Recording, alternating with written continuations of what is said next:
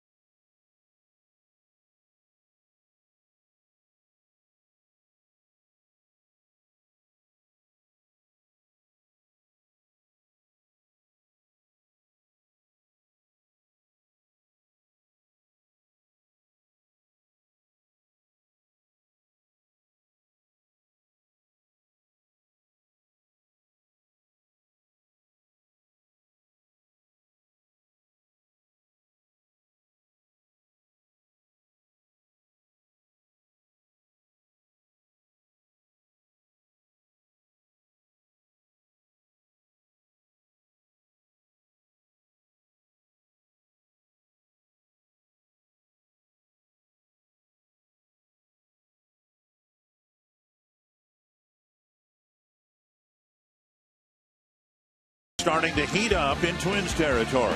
The baseball team is doing the same. Minnesota is back above 500 and has been getting it done at the plate and on the mound. Today, the Twins try to stay hot at home and finish the series sweep of Seattle.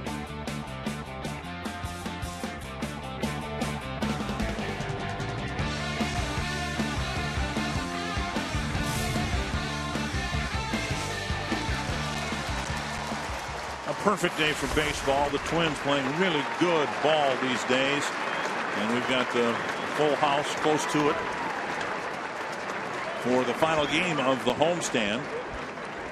The Twins taking on the Seattle Mariners, hoping for a 3-game sweep. At no point last year did the Twins have a winning 6-game homestand.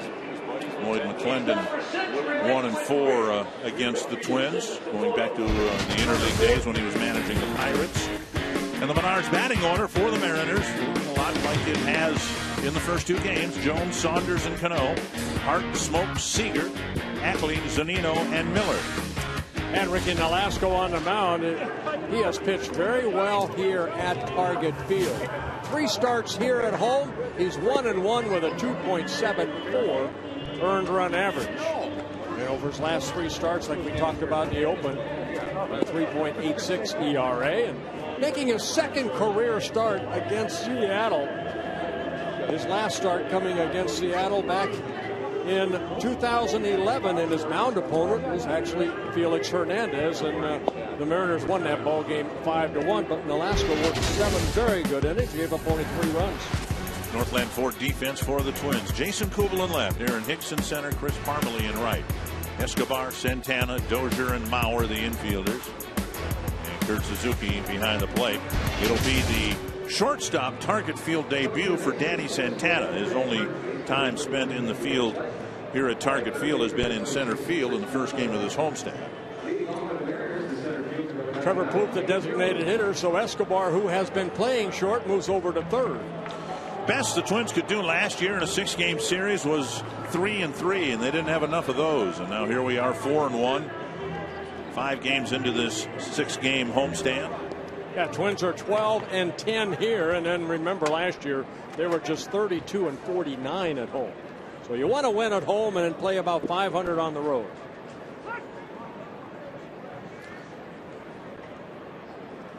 And the first pitch on the outside corner from Nolasco to Jones. Nolasco will change speeds, not overpowering. He'll get to 91, 92, maybe top out at 93. A couple off-speed pitches for strikes. Adrian Johnson giving Nolasco the outside corner or thereabouts on the first wrong with that. 0-2 to Jones, who's probably going to be swinging at this pitch. And he pops it up. Maurer across the line. And the first base coach's box makes the catch, 1 away. It is Adrian Johnson behind the plate. Toby Basner at first, Larry Vanover at second, and Angel Hernandez at third. As dramatic as the Twins wins have been lately, 7 wins, total of 8 runs, the Mariner losses have been equally heartbreaking. They've lost 4 straight by a total of 5 runs.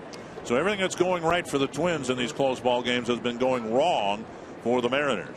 Yeah, offensively, they've had a tough time scoring runs. They come in hitting as a ball club only .231. That's the lowest in the American League. Outside ball 1. Earlier this year, the Mariners had an 8-game losing streak. They were playing pretty good baseball. Had a really good road trip before the one they started here in Minnesota. They had a 7-2 road trip through Yankee Stadium, Houston, and Oakland. And one of the 2 losses was to the Astros. They were really playing good ball on the road, but they've had a frustrating start to this road trip here in Minnesota. And Nolasco's thrown 5 pitches so far, 4 for strikes, but yet to really throw a fastball. He's kind of taken a lot of speed off. There's a fastball. Stroked solidly to right center field, and it'll go all the way to the wall. Saunders has 2, and he'll hold up with a double. Yeah, Saunders came in 4 for 7 in this series. They had a home run in yesterday's ball game. Got a fastball pretty much right there and hits his 4th double of the year. And that'll bring up Robinson Cano. Location right there over the middle of the plate, and Saunders hitting it all the way into right center.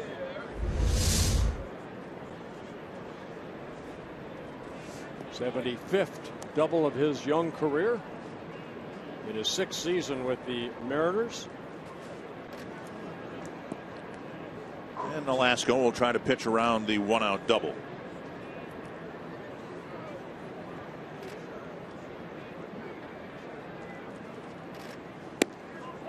Off the outside corner, ball 1. Nolasco hoping to even his season mark at 3-3. Nolasco's never faced Cano.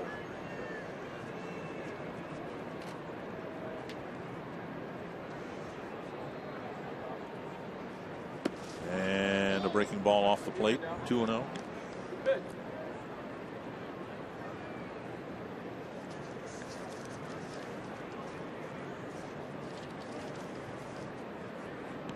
Nolasco in March and April, 2 wins, 2 losses, an ERA, a bloated 6.67. Hasn't won a ball game in May, but he's given the Twins 3 straight quality starts. On the outside corner, 2-1. Another off-speed pitch. Yeah, with Nolasco in April, it was cold weather and everything, but really hurt him. He gave up multi-run innings, meaning 3 or more in 4 of the 5 starts he had in April. Better job in May. Popped up, left side of the infield. Santana calls for it. 2 away. And that'll bring up Corey Hart. We've talked in the 19 years we've worked together, you've talked regularly about a pitcher needing to establish his fastball, and yet today it seems as if Nolasco's going about his business in a different way. Yeah, what tells me I just want to keep an eye on him, make sure he's okay. I haven't really seen that 90-mile-an-hour fastball yet. A lot of off-speed pitches. Maybe that's their game plan. There's a breaking ball right there for a strike. Nolasco, 31 years old. Of course, his first season with the Twins came up with the Marlins back in 2006. Also spent time with the Dodgers at the end of last year.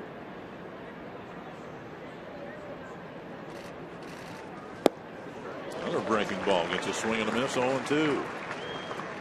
One fastball and it got whacked for a double, right? That's what I've noticed so far. Cano may have hit a fastball, but it was a pretty good location up near his hands. Hart's been one of Seattle's best with men in scoring position, but now there are 2 outs and he has 2 strikes.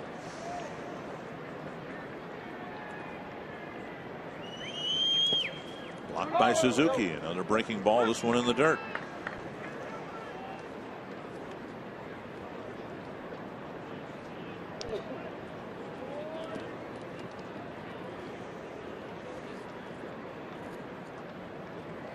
Nolasco making his 9th start, 34 strikeouts and 51 innings pitched.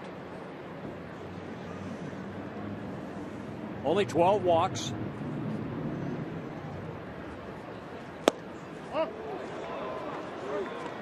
Another breaking ball, 2-2, and Suzuki wants to have a chat. Well, that looked like the changeup right there. Take a look at this off-speed pitch right here. Got the black.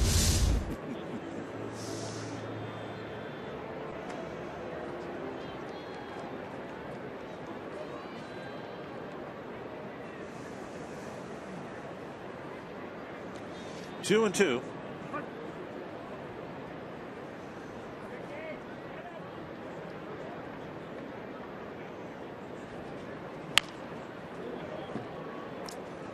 Another off-speed pitch.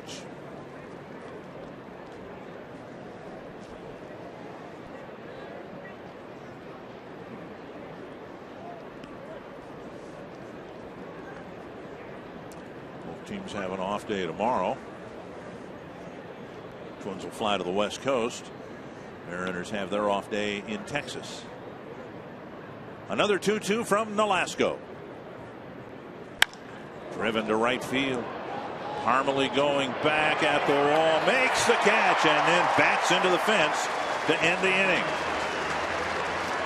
A scoreless first, and not many fastballs from Ricky Nolasco.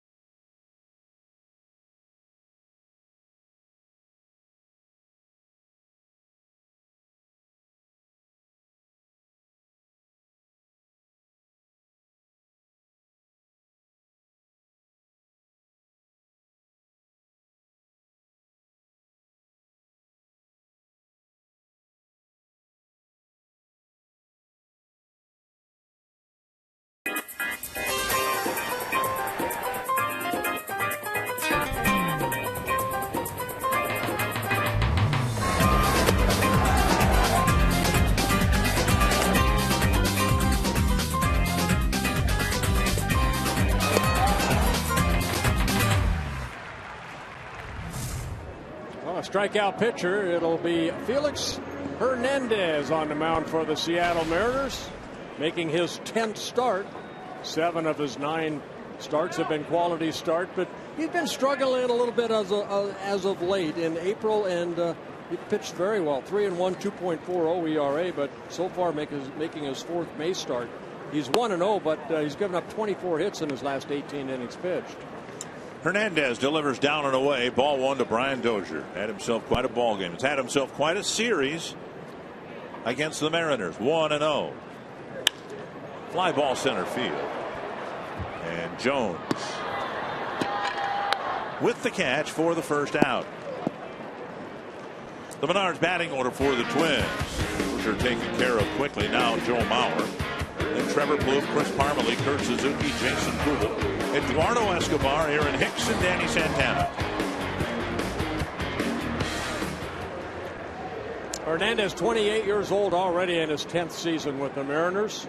4-time All-Star, Cy Young Award winner back in 2010.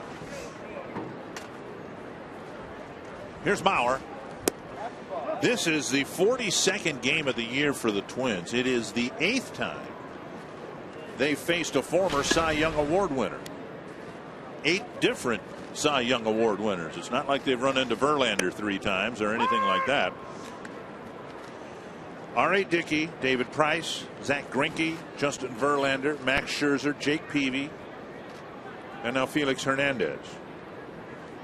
And that's 7, right? Mm-hmm. Bouncer right at the third baseman. And Mauer retired, out number 2. One thing Hernandez does, he'll attack the strike zone. He'll get some quick outs. He'll pick up his strikeouts. He's averaged almost a strikeout an inning over his career, but very good control. He has 4 quality pitches. A good fastball, he'll sink that fastball, hard slider, hard curveball. And they say what he's had trouble with is that changeup. He's been missing with the changeup as of late. Here's Trevor Plouffe. Down and away, ball 1. When a team is struggling like the Mariners have been, they really need their ace to pitch them to a victory. Ooh, liner. Too tall for Cano. And Plouffe with a ringing base hit to center field. Oakland for defense for the Twins, or for the Mariners, I should say. An outfield of Dustin Ackley, James Jones, and Michael Saunders. I'll show the defense to you in a moment. Basically the same lineup that the Mariners have had in the first 2 games of this series. Chris Parmelee, the batter.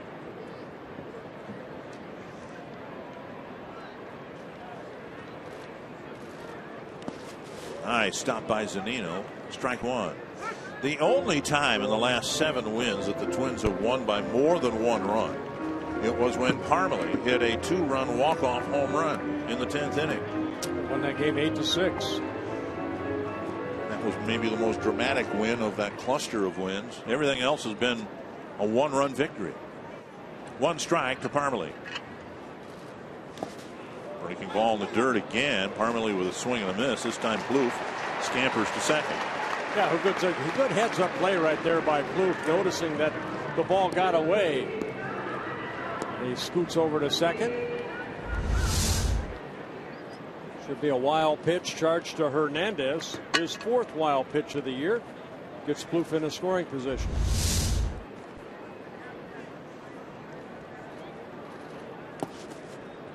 Dug out by Zunino. 1 and 2. Hernandez making his 16th career start against the Twins. He's 6-5, but an ERA at 2.07. Some King Felix fans.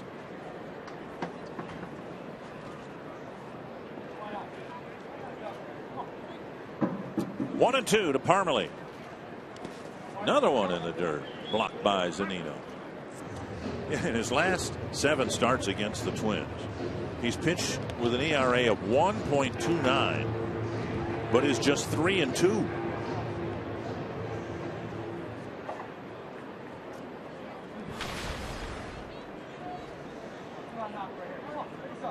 Two and 2 to Parmelee.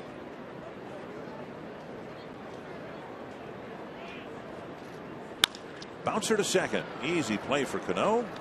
Plouffe left at second base, and we've got a scoreless first inning.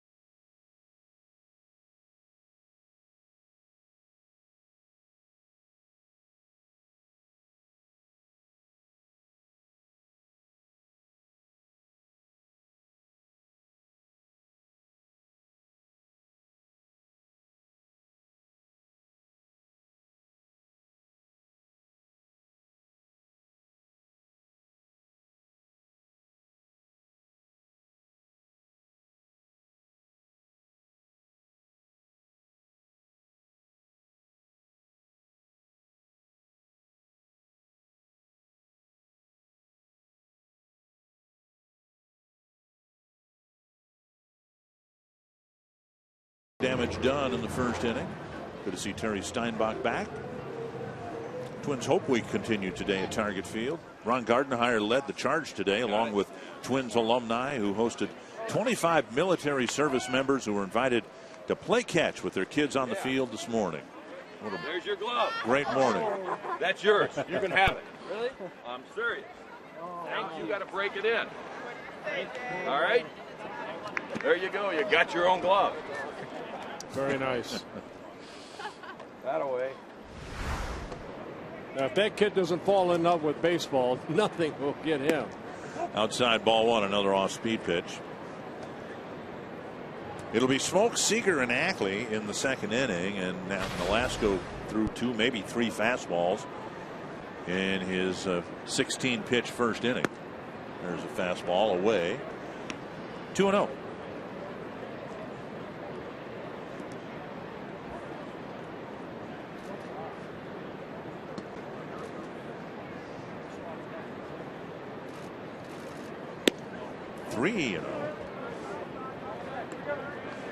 Smoke, a switch hitter, hitting .244 as a left-handed hitter, .243 as a right-handed hitter. 4 of his 6 home runs from the left side of the plate. And there's the outside corner.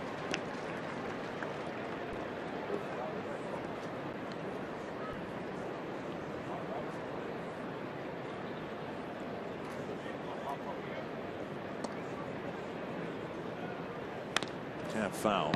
Mentioned this is the 42nd game of the year for the Twins. Only the 18th against teams who weren't in the playoff field last year. So we talked earlier about how tough the early schedule has been for the Twins. It's been a lot of games with Oakland and the Dodgers and the Red Sox and so on and so forth. Cleveland 3-2. Foul back. It's a test for a team that's trying to reestablish a winning attitude to face these good teams early. We all know you all have to play the same teams at the end, in theory anyway, but this was a tough schedule for a team trying to reestablish itself as a winning baseball team. 3-2 to Smoke, and the Twins have handled things awfully well through a difficult part of the schedule. Surprisingly, they have played very well against the Eastern Division. Yes, where there's some very good teams. They are 8-4 in the 12 games. Velasco upset after a leadoff walk.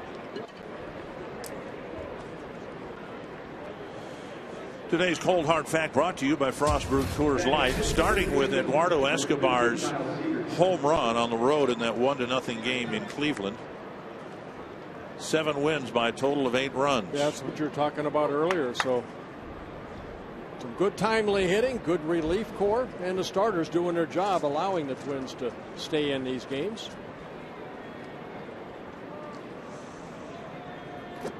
There's a runner going, and here's a ball flared down the left field line. That's trouble, but it's foul. That road trip, and why am I asking you? Because you weren't on the road trip. You didn't I've only missed one. I know, but you didn't go on the Cleveland-Detroit road trip. Might be looked at as kind of the fulcrum for the whole season for the Twins. That was a tough road trip. They had the 1-0 win, Escobar home run first day in Cleveland, but then they lost 3 in a row. Right. They were playing short. Sam Fold had to go back because of the concussion thing. Aaron Hicks wasn't ready, and just it looked like that was a part of the season that could really have turned the season south. But then they went into Detroit and took 2 out of 3. Right. And beat Justin Verlander 2-1. And then won the final game of that series. Obviously a good homestand. So it might be that we'll look back at that road trip that you missed, the Cleveland-Detroit road trip, as being the turning point of the season. I hope so. 1-1 to Kyle Seager.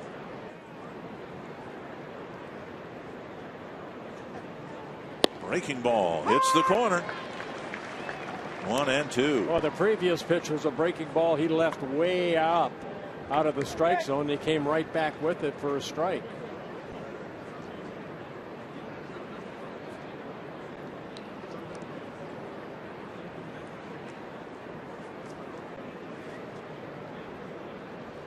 Alaska with 3 fly ball outs in the first inning. To center and hit hard. Hicks is there. 1 away. A couple of well hit balls in the early going against Nolasco off the fastball. Target Field has become the top choice for family fun all across Twins territory. Might be a birthday, anniversary, or any other family event. Make it happen here at Target Field this summer. Schedule your event in a fully catered Target Field suite available to groups from 16 to 96 people. Learn more at twinsbaseball.com/groups or call 800-33-TWINS. 1 down. Here's Dustin Ackley. Foul back.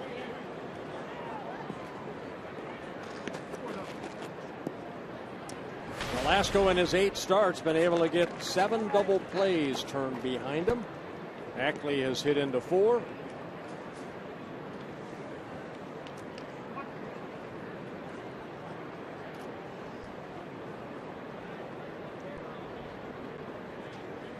Half swing, but strike 2.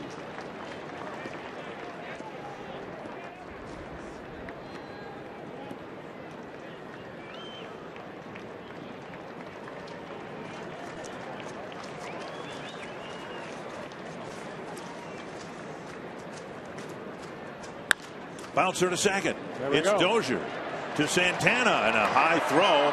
Lauer's lucky to catch it. Could see Santana again hesitate just a little bit at second base, and then he tried to. He's got a great arm, but his footwork at second base wasn't the best. Didn't really set himself up to make a good, strong throw.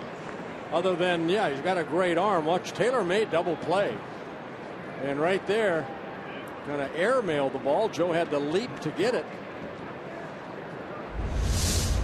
2 down, a runner at first, and here's Mike Zunino.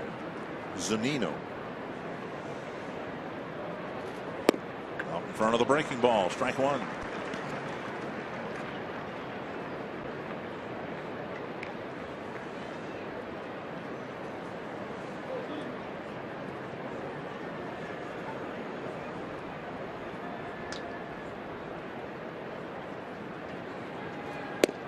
Fastball on the outside corner at 91.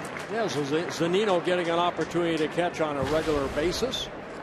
John Buck, the backup catcher for the Mariners.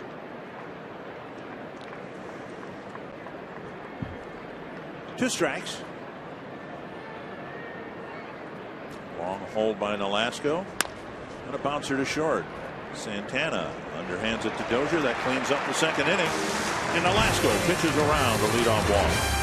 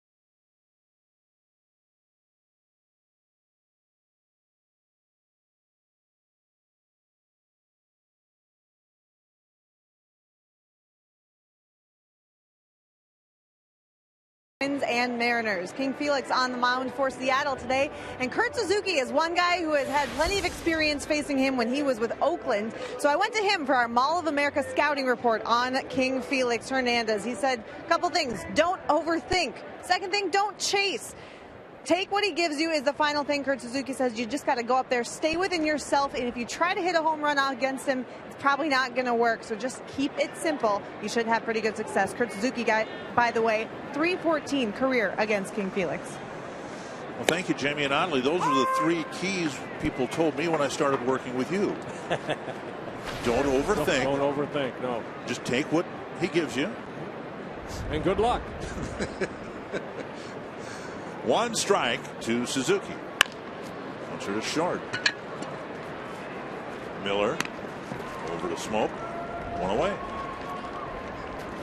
And That'll bring up Jason Cooper. He's been one of the workhorses ever since he came up with the Mariners. And in today's era of the Tommy John, Seattle very lucky that Hernandez is the type of pitcher who's got a nice smooth delivery. Really works out front well.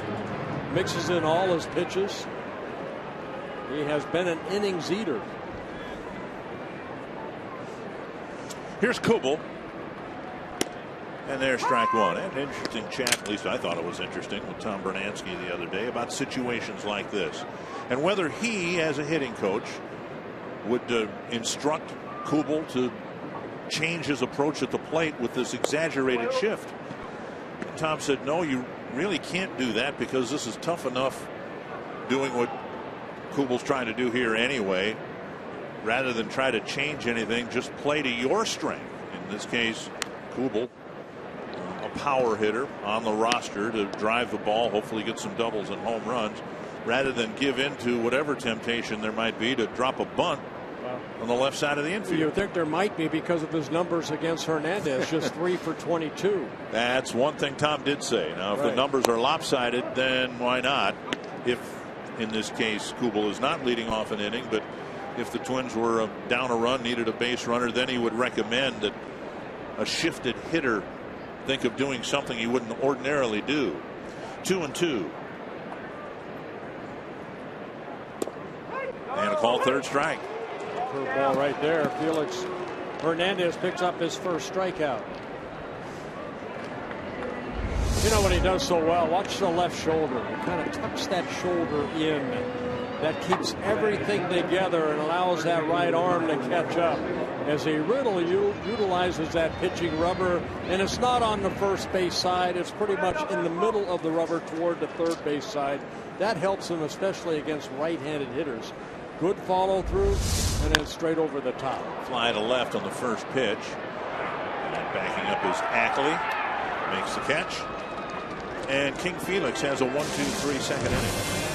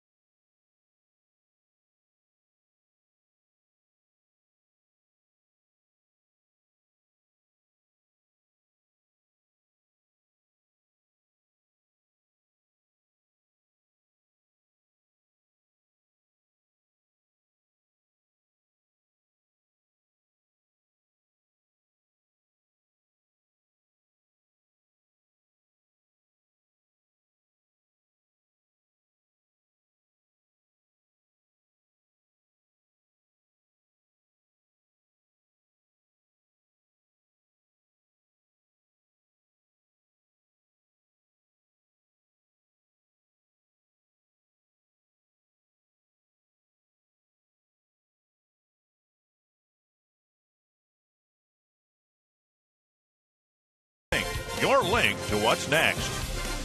By Northland Ford. Visit northlandford.com and your local Northland Ford dealers today. And by Grand Casino. The best stories start here.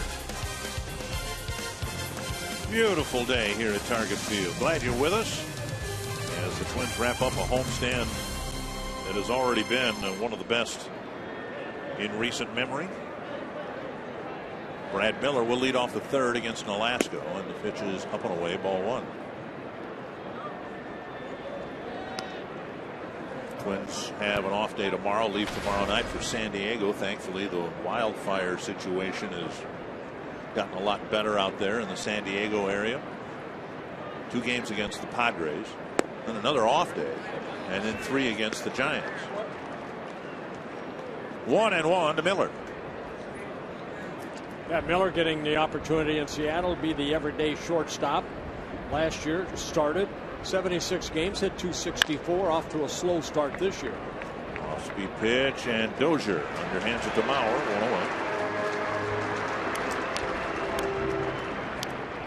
1-0. You can tweet a photo using hashtag NorthFanPhoto for a chance to have it shown in a broadcast brought to you by AT&T. 1 down in the 3rd, and James Jones will hit.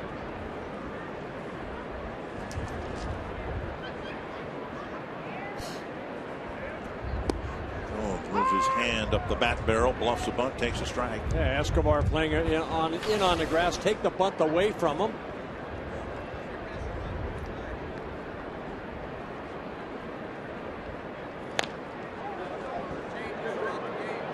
Where in the Twins division there's Detroit, and then there's 4 other teams kind of in a clogged up mess behind Detroit.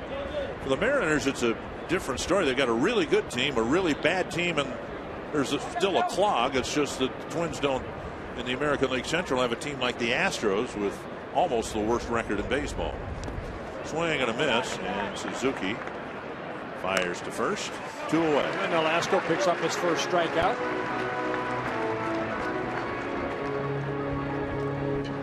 Yeah, Texas Rangers are off to a slow start, maybe because their starting staff, everybody's going down.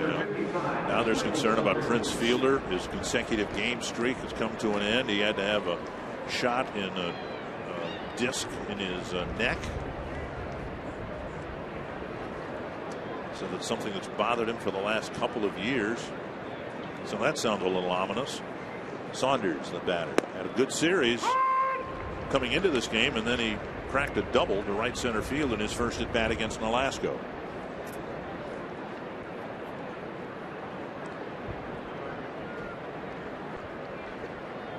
And while the Twins have had injury issues, to be sure, there's a Sanford Health injury report showing you an update on Prince Fielder. Yeah, even those numbers are down. You see the 42 games, only 3 home runs.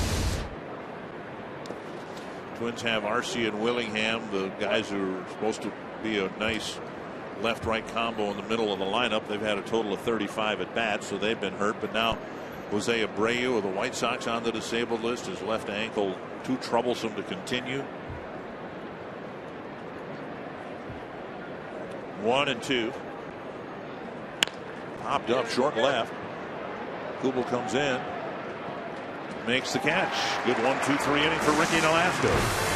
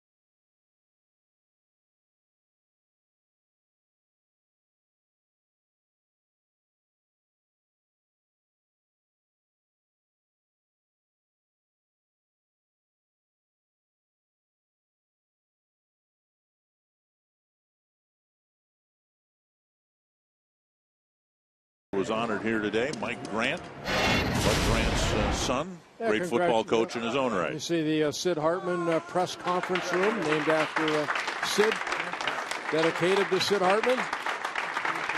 It was Sid Hartman Day here at Target Field as he tossed out the first pitch to Ron Gardenhire. He has been an institution here.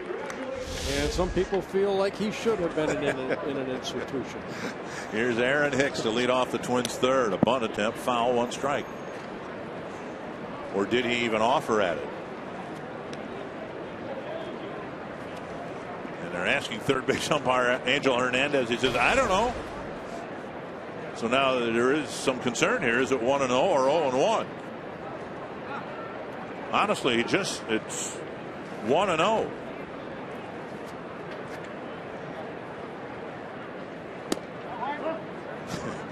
I'm sorry. Adrian Johnson asked Angel Hernandez, did he offer at this? And Hicks did not. No, it's the first pitch.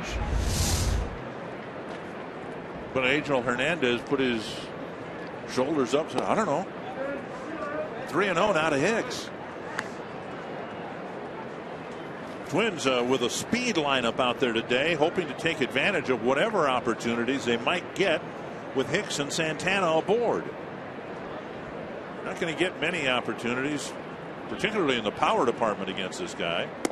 And a 4-pitch walk puts Hicks aboard. And Zunino's going to come out and have a chat with his pitcher.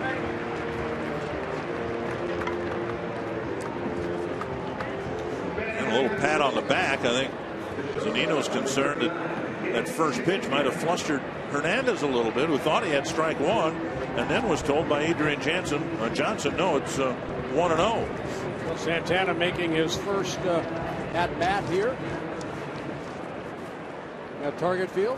No, that's right. He played some center. Played the center field out there. Yeah. And he takes a strike.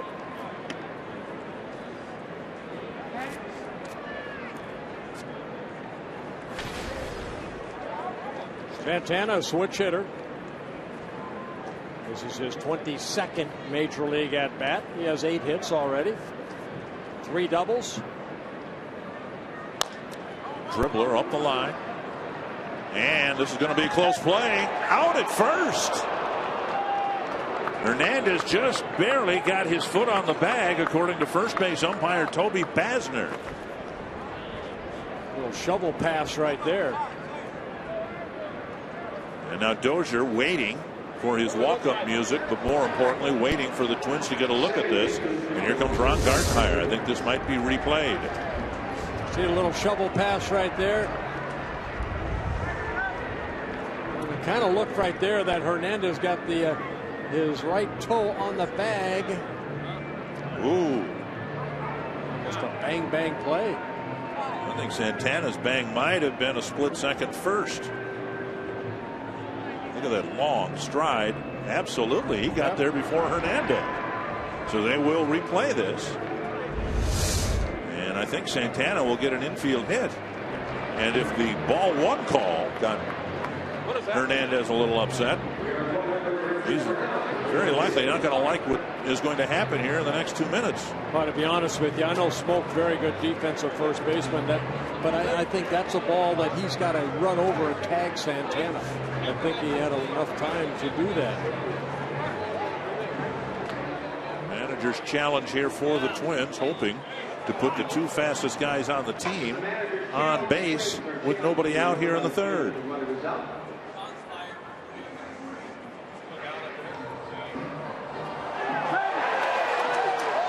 Fans being showed the replay that we showed a moment ago, which seemed to indicate that Santana's left foot with that long stride got his toe on the bag right before Hernandez. And fans thinking the same thing here at Target Field. That's as bang as you're going to get, but I think Santana's bang was first.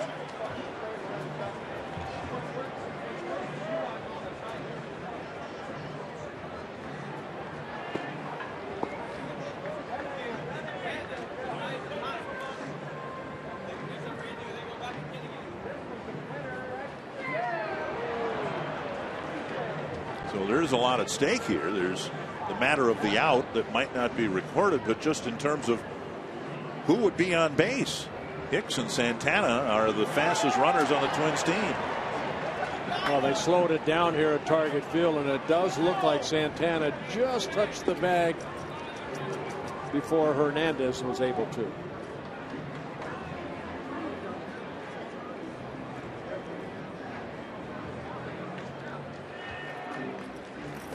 Safe. And so there will be an awful lot of speed on the bases. Hicks at second, Santana at first. Santana will get an infield base hit.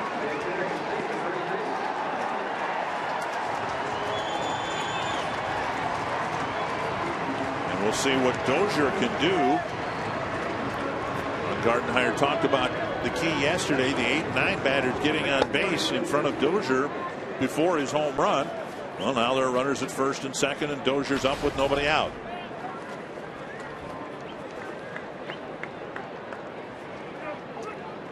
Mariners not looking bunt.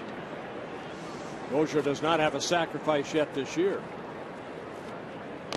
And he tried.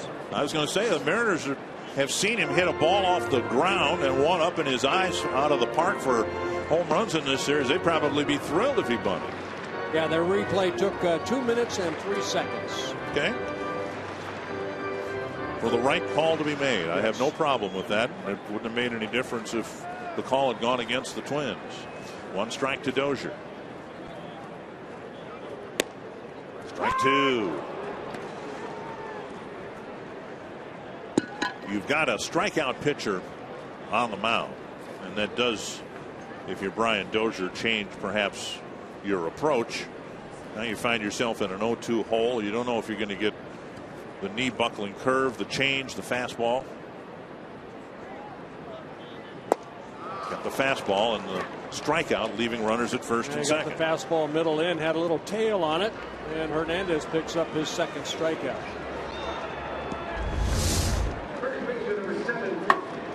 See the sink on that pitch. And now Mauer, just 1 hit in the series. It came Friday night. Again, Joe came into this ball game against Hernandez. Very, very good numbers. 14 hits and now 34 at bats. And he's picked up 7 RBIs.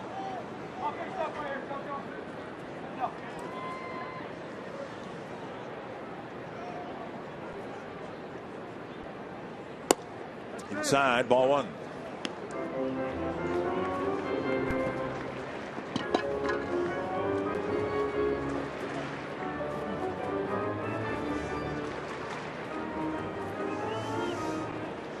Hernandez has allowed only 3 home runs on the year. And none over his last 4 starts.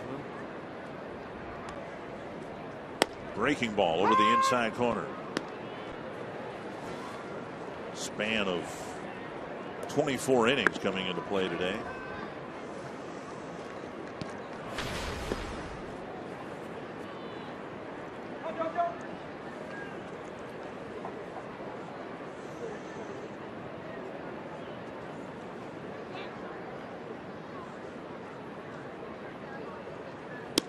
Down the middle of strike 1 and 2. For Gardy this year on challenges, there have been 7. And 4 have been overturned. So not bad. Hoping that the overturned ruling will lead to the Twins getting the first run of the game here in the 3rd. 1 and 2 to Mauer. Mentioned last night, and it's a tough time to bring it up, but in the month of May, Joe's only struck out 3 times. Even in having a disappointing series, just 1 for 9 so far, he has not struck out in this series. Hernandez hoping to get him as he got Dozier. Last pitch, fastball down and in. That kicks away, and the runners will move up.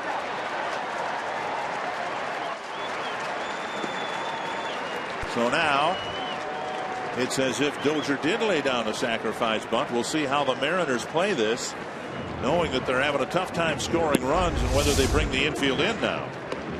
Second wild pitch charged to Hernandez.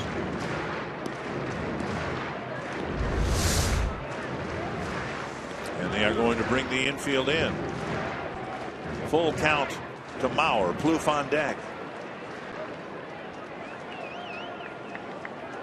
And now the middle infielders are backing up. They're conceding a run here. Mauer strikes out. There needs to be a throw to first. And Mauer striking out on a pitch in the dirt. Yeah, it looked like a changeup right there by Hernandez. And he picks up a big strikeout, his third. Just trying to make contact right here. Yeah, sink on that pitch again. The changeup. Great pitchers can do what Hernandez is 2/3 of the way from doing here. Here's Plouffe. Breaking ball off the plate. Trevor drilled a single to center his first time up.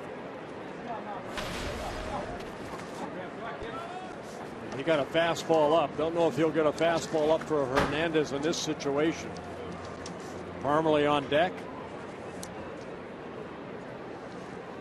Plouffe 3 for 5 against Felix Hernandez after his first inning single. To right center field and down for a hit. It'll score 2. Trevor Plouffe with a huge 2-out hit. That's good hitting right there. That's one thing we have seen Trevor do a great job of, just taking that pitch the other way. Looks like a pretty good pitch down. Little slider. And Trevor just reaching out right off the end of the bat, hitting it softly into right center. Driving in a couple more runs now with 27 runs batted in on the year. Twins take a 2-0 lead. Here's Parmalee. Now, he did not hit that ball hard, but that's, I think, maybe in its own way, a great example of the improvement Trevor has made. He didn't give away half the field when he was almost strictly a pull hitter, or so it seemed. Hits like that wouldn't even have been possible. Tom Kelly would probably say he stayed on the ball and gave himself a chance. This ball driven to left center. That's riding to the gap and caught on the warning track by Ackley. Parmalee is retired. The Twins get a couple against King Felix.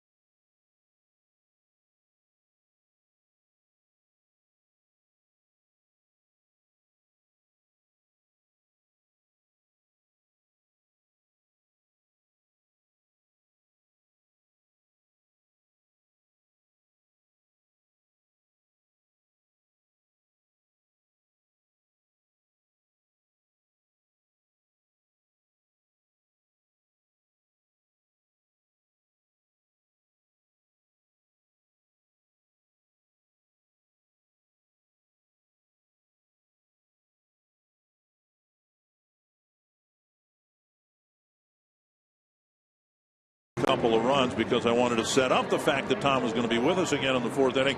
Here you are. And so your thoughts about Trevor Plouffe and his 2-out hit. We talked a little bit yesterday about that, and for me, he looks much more confident at the plate. He looks to me like he's going to get a hit or do something positive or hit the ball hard.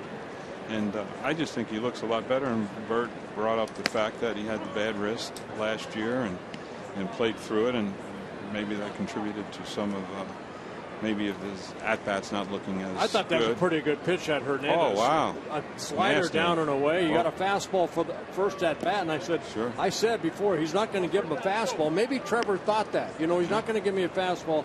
I've got to look something down, and hit a pretty good pitch. Drove in the Yes, first he 2 did. runs. Absolutely. 2-0 to Robinson Cano. He'll be followed by Corey Hart, Justin Smoke, and Ricky Nolasco pitching with a lead here in the 4th inning. The big thing, Bird, now is put that 0 up. Yes. Up high, 3-0. Nolasco issued a leadoff walk in the 2nd, but pitched around it. Here's the pitch and the result. Trevor's body was going to the right side. He wasn't leaking off it, and he got just enough of the bat on it. And as you pointed out, Bird, that's nasty. That's a nasty pitch, and he did enough with it to get the 2 runs home. And that's the bottom line.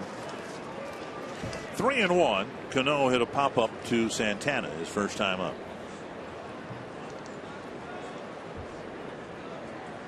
You think with Trevor, okay, it could be the sore wrist. It just could be more major league at bats. More too. experience, yes. Right. I believe that's what the bottom line is, and more maturity. There's a liner to center for Cano. Better understanding of the game. Like you said, Bird, more at-bats only can help. And you learn from him and you move forward, and he's done that. You know, from a manager's standpoint, too, you're interested in your thoughts. The Twins have kind of taken the kid gloves off of some of these guys, including Plouffe, you know, saying, okay, we expect you to do this, and not only that, we're going to bat you 3rd in our lineup. Well, it's a time where it's now time to move forward. You know, if it wasn't maybe last year even again, but even a guy like Hicks and Gardy got after him a little bit, and you know, you start bringing the general manager in, you have to sit down with the general manager and the manager. Something better grab your attention here, that you know things aren't going very well, and I better kick it in the butt and get going, or I'll find myself with the Rochester Red Wing uniform on and see how we like that. But again, it's time and places for people to move forward, and Gardy shows a lot of confidence in his players. He always has, and you know, a guy like Aaron Hicks, who's a terrific center fielder in my opinion, does a lot of good things, run the bases fast, quick, and needs to get the hitting end going and a little bit better approach to the game of baseball. This is his job. This is his livelihood. Nolasco missing again. 3-0. Get after it. You know, when all that happened regarding Aaron Hicks, I thought of you and the story you told, and I think I know who the player was. You don't need to identify him, but you had a similar situation with a player, and as you described it, you said you thought you said enough inflammatory things or aggressive things toward this player that you were almost hoping that he would jump across the desk at you, and that didn't happen, and that told you all you needed to know about the player, right? Yeah, I said enough things where somebody should have got upset, and that didn't happen, so that was disappointing. But you know, the old saying, Joe Schultz, the old manager, many are called, few are chosen, and you know, during some years back in the 90s there, we were trying to find 25 guys that could move forward and be part of a team and learn how to win, and it took a while, but we eventually got to that point, and but we went through a lot of players to do it, and as a manager, it's your job to try to get the best out of them and find out where their ceiling is, and sometimes, you know, you got to reach down into that stomach or gut and pull some extra out, and hopefully there's some there to pull, and some guys just don't have it. I use the example of a light bulb. Sometimes players have that 40-watt light bulb. You want the 100-watt. You don't want the 40-watt. You want them to turn it on a little bit. Rev up the amps. 1-1 to Smoke. Nolasco having problems throwing strikes after the leadoff single by Cano. Then the 4-pitch walk to Hart, and now 1-1 to Justin Smoke, who walked in the 2nd inning. Hole just foul. We watched the play Smoke made on the dribbler that Santana hit, and why he turned completely around opposite instead of just flipping it to the pitcher. Well, it ran right in front of him. I thought. I mean, I didn't get that. TK, I mentioned that it wasn't that far on the infield side. He could have maybe grabbed it. I thought so too, Bert. Santana. But once he didn't do that, then he turned his back to the pitcher, and that made it really slowed things down. You know, that's got to be an easy out, and you know, a pitcher deserves that to be an out. That's supposed to be an out. Not to get an out on that ball was, you know, that's just the fundamentals of the game, not executing them properly. And I know as a pitcher going over there, you have to almost slow down a little bit to make sure you catch the ball and then look for the bag. And that split second. You know, I thought the pitcher did perfect, King Felix. I thought he did what his job, and why Smoke did not take the play as you were taking himself. I thought that was wrong, and then he turned his back to the pitcher, which was really buffoonery. Liner to right, Parmalee with the catch. Front runner will tag. Parmalee dropped the ball, and now we'll just fling it to the middle infield. Yeah, Cano tagging up on that line drive, so he scoots over to third on a hard hit ball off the bat of Justin Smoke. And we need to start getting ahead of the count again, Bert.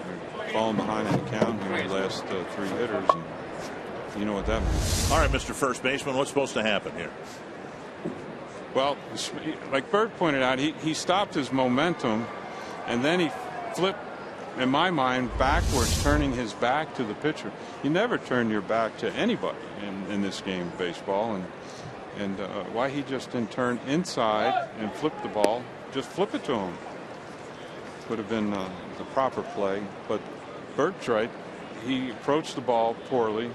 He should have surrounded the ball a little bit and carried his momentum towards the baseline, and he did not do that. He fielded it in between, like he's fielding a hot grounder. Corey Hart stole second and had a poor slide into second base without a throw, and he's limping. Yeah, that's not a good sign. Maybe a hammy right there. He's kind of feeling the back of the left leg. Well, watch right here. I mentioned last night, if you don't pay attention to him, he's going to take off. But you can see right there, ouch, something pulled. Yeah, about 3/4 of the way down there. Timeout. Those things can really bite you. And if you don't get out of the game, you're just going to make it worse. He missed all of last year because of the 2 knee surgeries and now the hammy. That's too bad. He's a pretty big much loss for a them. solid player, knows how to play. Like you pointed out, Bert just took off there and had that base stolen easy. There was no throw, and that's a shame. You never like to see anybody get hurt. We went through that the other day with Dick brought up the Harvey fella from the Mets, and Ken Harvey, we see the pitcher for Miami, Fernandez, going down. It's just bad for the game, baseball in general, and obviously for their teams as well. But hate seeing anybody get hurt. Stephen Romero will pinch run and take over the DH duties, we would assume. With the tying run now at second, 1 down. A swinging strike from Kyle Seager. Twins just gave Nolasco a 2-0 lead. Cano single, Hart's walk, the stolen base have given the Mariners a threat with 1 out. Let's see if we can keep this to a 1, not a 2. Twins are looking for the out as the infield's back. Oh, that's to center, slicing away from Hicks, and that's down for a hit. Well, that ball reacted funny. That ball, now the wind is blowing in from right field, but that almost looked like a knuckleball somehow that drifted at least 30 feet to the, as Hicks was trying to field it to his right. From our vantage point, that looked like it's going to be an easy out, and the ball just took a left turn on us here. And yeah, the pitch inside, the inside out swing created that ball to spin funny. Funny spin. That looked like some golf swings I take. Tying run at third. Seager at first. Seager getting the RBI, is 23rd of the year. Ackley at the plate. Need to keep an eye on the runner at first. Hart stole second because Nolasco didn't pay much attention to him. Ackley hit what we thought would be a double play grounder in the second inning, but Santana's relay late and high. Looking for another See if he can get ground him to ball hit it here. again. Yep. I give Ackley a little credit. He busted down there pretty good. I thought it was originally going to be a double play as well, but he got his butt down there pretty good. So give him a little credit. Fastball sails outside, which all players should anyway. He did get after it pretty good. I was sort of impressive. The guy's struggling some, and to run the ball out is always good. On the outside corner, 1-1.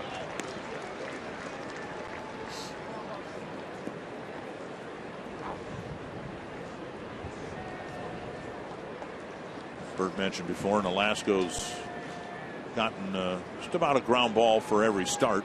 Double play grounder, I should say. 2-1. 7 ground ball double plays in 8 prior starts. Yeah, we've seen Nolasco now. This is his 9th start. This is the most I think he's mixing in more breaking balls. The fastball not as frequently here today than we've seen in the past. Well, I'm sure he watched yesterday and watched Duduno throw that breaking ball up there and watched the Mariners chase and chase and chase most of the evening. So I'm sure he paid attention to that, and that's why I thought that last night on the post-game show. We talked about that some. I thought he would have some real good success here because he does like to throw the breaking ball. And the way the Mariners chased the way they did, I would suspect that would happen again today. Outside, 3-1. And that's a fastball right there. If he could just get it over a little bit, might be that ground ball out, but instead it's now 3-1. Still got to attack with the fastball, Bert. There's no way around the game. You still got to throw that fastball and locate it, and then use the breaking stuff afterward. Suzuki sitting outside again. There's a good fastball. Nolasco going back out there where Adrian Johnson's given a generous outside corner. Adrian's trying to move the game along. I watched down in the clubhouse the first couple innings. A couple of them pitches were, oh boy. 3-2. See if Seager takes off here. 22nd pitch of the inning for Nolasco. Seager stays put. Struck him out. Big time strikeout on a changeup. 2 away. Yeah, looked like the breaking ball right there on a 3-2 pitch. So a big strikeout, the second for Nolasco. Take a look at the pitch. Looking fastball. There it goes. Breaking ball straight down. Good location on that pitch. And now Zunino.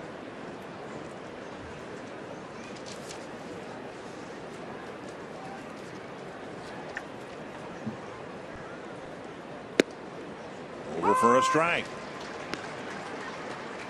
The younger teams, in my opinion, Bert, they like to swing, and the veteran hitters can take some of the pitches that are out of the zone, but the Mariners, from my opinion, are somewhat of a younger club, and they're going to chase some, and so that's why I thought Ricky would have a real good opportunity here to have a real good afternoon. Suzuki holds the runner at third, but the runner at first, Seager, gets to second base. That'll be a wild pitch charged to Nolasco. His Twins. Second wild pitch of the year. The Twins are jumping out on the lead and getting the lead here off King Felix. The anxiety starts to build up a little bit and for the hitters, and they chase a little bit more. So that's why I was really hoping the Twins got the lead today. They could probably, Ricky would have a real good afternoon, but Ricky fell behind so many hitters here in this inning. It's turned around a little bit. Count is 1-1. And now a roller. This could be back. a Dozier ball. Oh, come on. Nope. Wow. It looked like it was going to start spinning back fair. It caught the edge of the grass with that spin, and I thought it was going to do what Brian Dozier did here a couple years ago. That certainly would have made the highlight reel this evening. We saw that one about 8 times tonight. Right off the end of the bat. Ball had a lot of spin on it.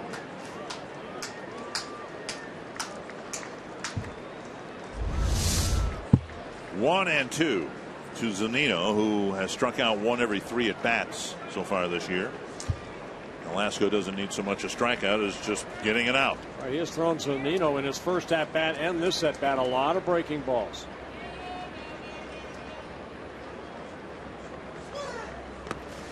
Suzuki wanted it in the dirt, and he blocked it again. So Zuno, he would have to realize that's what's coming up here now. And But he did take that one pretty good. That was a good take. Yeah, too many pitches this inning. First three were right where you want to be. About 14 to 15 pitches an inning on an average.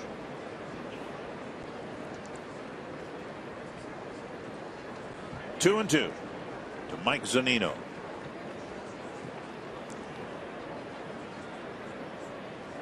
Ooh, breaking ball, and Zunino got a piece of it. Yeah, Zunino, another youngster, just 23 years old. He was a #1 pick a couple of years ago out of University of Florida. Oh, got a piece of Suzuki.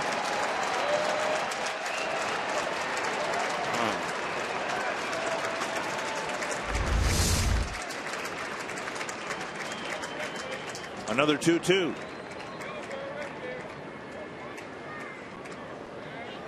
Fastball off the plate. He tried to sneak the fastball by him, but just a little bit up in the zone. First base open, light hitting Brad Miller's on deck. this one should be spinning, I would think. That's what I'm sure Suzuno probably feels the same way. Full count. He took it good again, too. He knew it.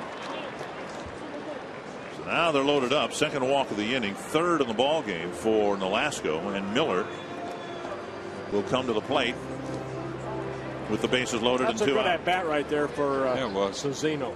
Yes, it was. The kid's gotten beat up back there with King Felix, who's, I think, bounced 7 or 8 pitches already, and a couple have gotten away from him. And so him to come up and have that good at bat like that was pretty impressive. Yeah, Rick Anderson coming out for a quick trip to the mound just to, I think, give Nolasco a little breather right here. A lot of pitches thrown. Pitch count already now at 72. 29 pitches this inning.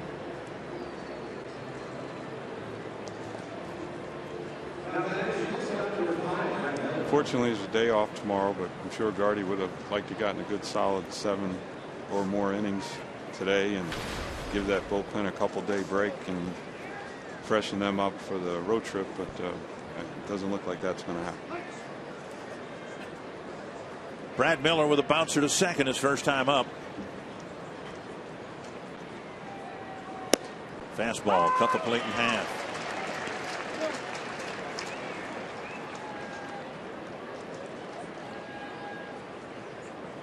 Certain times that you want to find that a little extra. We saw Hernandez last inning try to find that little extra, and Plouffe hit a pretty good pitch. This is what Nolasco's trying to do right here. Okay. 2 straight fastballs. I think the last 2 fastballs, I've been watching the pitch speed, are the fastest he's thrown here this afternoon. Both of them clocked here at 91. Andy might have came out third and probably said, let's get back to some fastballs here. We're a little too much breaking balls, and let's see if we can reach back and get ahead in the count and go from there. But Ricky looks like he's responded.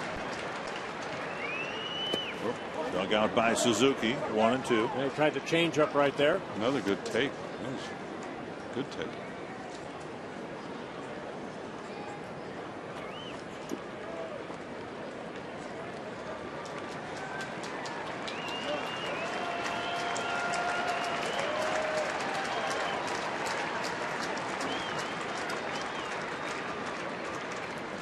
One good pitch from getting out of this mess.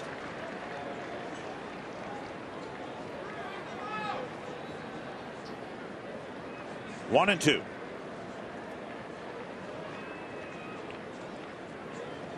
Oh, my. The Twins got a big 2-out hit from Trevor Plouffe. The Mariners did not get. There's the one good pitch.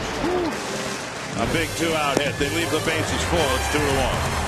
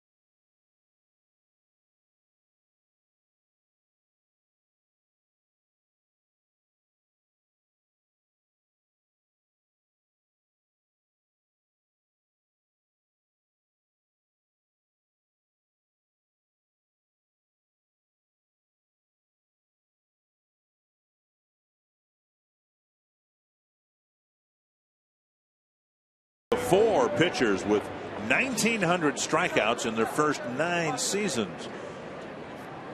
Well, we have taken the liberty of showing you Felix Hernandez. He does not have 1,900 strikeouts. He might get there before season's end. Yes, he will.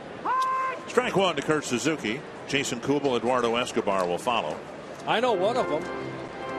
How well do you know that one? Well, he was a left-handed pitcher for the Cleveland Indians.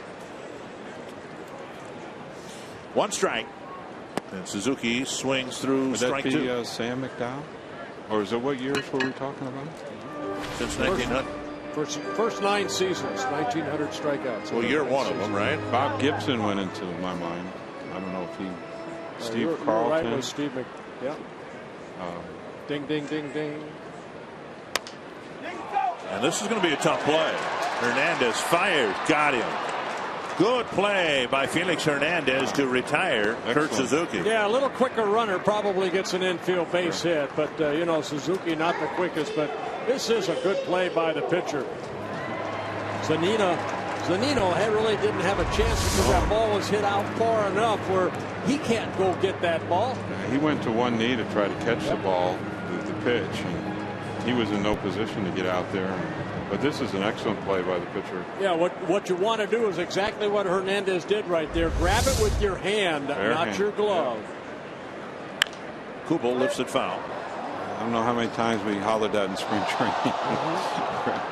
Just pick it up, especially when it stopped rolling like that. Just reach down. You have to look at it, pick it up. Boy, he made an excellent throw. That was perfect. On the ground to an infielder. I believe that's the third baseman, Seager, if their shifting has been consistent, and believe that's the case. 2 down. See, all this shifting messes up my score. Yeah, I have to draw an arrow. I have to draw an arrow in the box here. 5-3, but he was playing way over there. Right.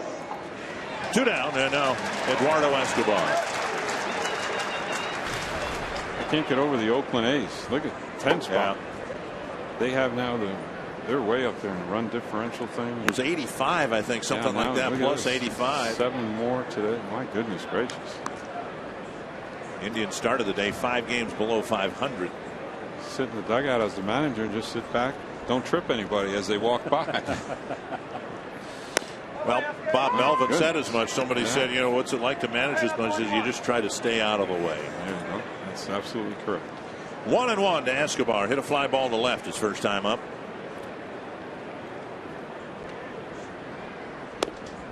And that cuts over the inside corner. You know, we showed Hernandez's windup earlier, TK, how he does such a good job of staying over that pitching rubber, especially keeping that left shoulder in. He almost does a little bit of a Louis T on. Yes, he does. You know, and I know Rick Anderson was trying to get Diduno to emulate some of the things that this fella does, and I'm somewhat confident that Sammy was down in the bullpen today watching him warm up to try to find that right spot, and just for the point you talked about, staying over the rubber and getting a good balance point, and turning that shoulder so you don't fly out. Yeah, it's a good sinker right there, but Escobar, as you mentioned yesterday, is kind of living right now. I guess. Off the glove of Seager, gets an infield base hit. Every time he hits the ball, it's some kind of hit going on the board. With 2 out, decent chance Escobar might take off here. Well, the scouting report that we got from Kurt Suzuki regarding Hernandez was take what he gives you. And I can't think of anybody who's done a better job of that over the last 2 weeks than Escobar, right? I mean, he's not trying to pull the ball. If it's outside, he's hitting it to the opposite field. When you're hot, you're hot. That's the bottom line. And like that line drive he hit the left fielder, that sort of line drive to his last at bat last night. I thought that was going to drop, but the left fielder come in and snarled it. But again, he's been on fire. Escobar stays put. Hicks takes an off-speed pitch over for strike 1. Yeah, good curveball right there. Now Hernandez, there have been 7 stolen base attempts against him, 6 successful. He does have 1 pickoff. One pickoff at first, pretty quick. He does look, it's a little bit long arm throw to first, but he does have quick feet, but his arm is a little bit long going over there, so I think that's what allows the runner to get back. It's a foul ball under the glove of Smoke. 2 strikes. Hicks drew a 4-pitch walk, leading off the 3rd inning.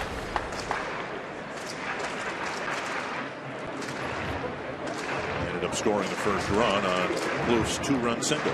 He's in trouble here, though. 0-2 against this guy is not a good place to be. Good pitch count for Hernandez at 50 pitches, 34 strikes.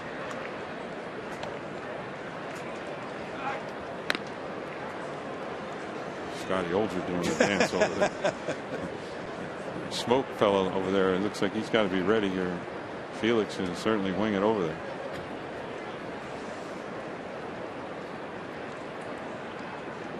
Two strikes to Hicks. And fouled at the plate.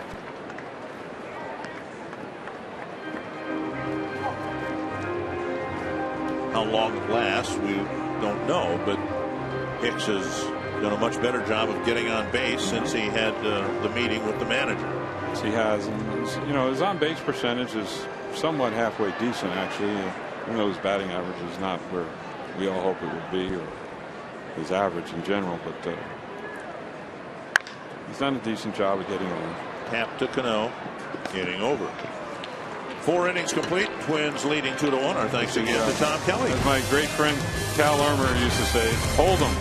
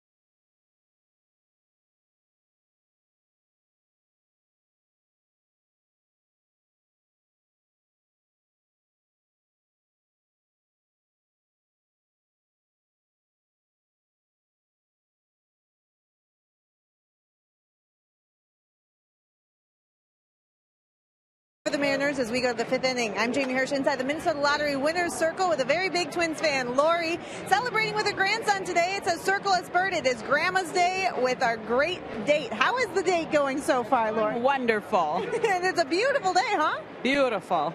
Well, thanks for being here today. We're going to give you $100 worth of scratch-offs courtesy of the Minnesota Lottery to make this beautiful day even brighter. Oh, it's wonderful. Makes it a great, and we're winning. We are winning. Let's see if they can hang on, huh?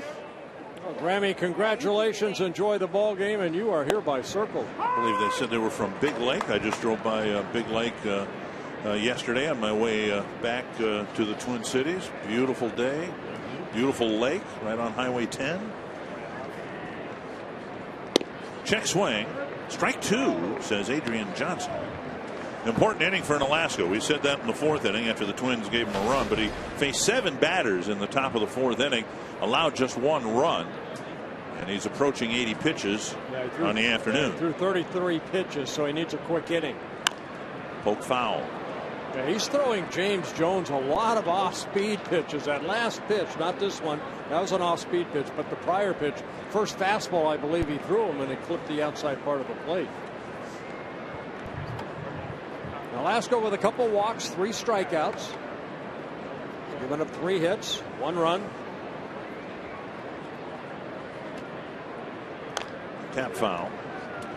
And within this inning, a couple of important batters, Jones and Saunders, because Cano will hit third. And he has the most seasoning, most number of at-bats in the Seattle lineup. So you would like to face him with the bases empty in a 1-run game. 0-2.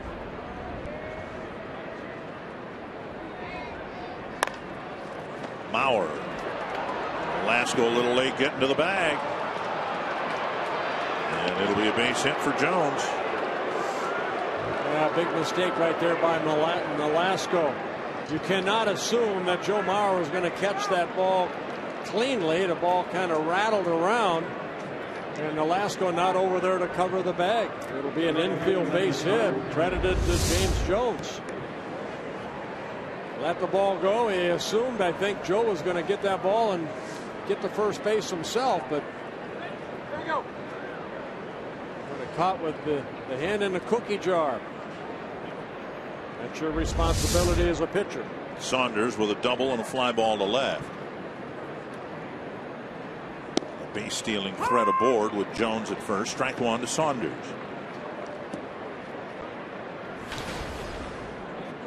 Hits are even 4 apiece. Twins with the edge in the run column.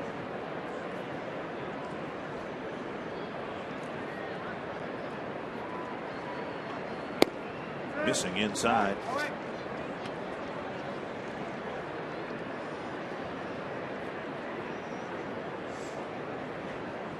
One and one.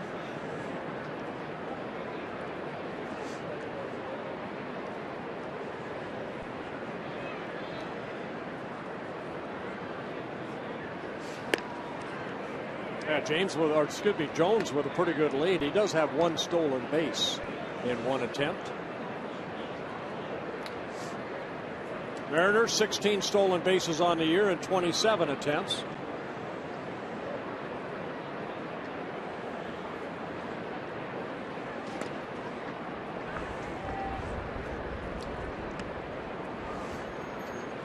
For Velasco, 91 major league wins, 78 losses, making his 221st major league start. His second against Seattle.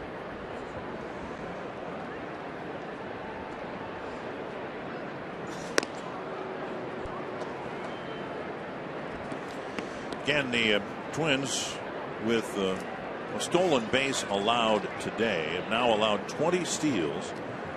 There have been 2 caught stealings, and one of those was a pickoff. Only 1 catcher throw out on the season for the Twins. It was Suzuki over a month ago. Yeah, Suzuki wanted that pitch in, and it was out over the plate.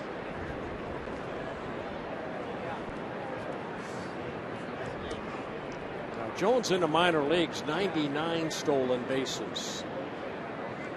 Minor leagues of the Mariners.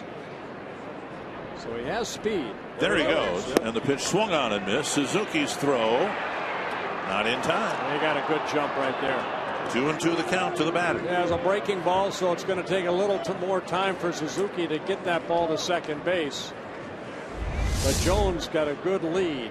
Got a good jump right there. Suzuki's throw a little bit on the shortstop side, but Jones just beat that out. He outran that. Tying run at second. Nobody out here in the 5th. 2-2 to Saunders. Velasco had to pitch out a jam in the 4th inning. Finds himself in a quick mess here in the 5th.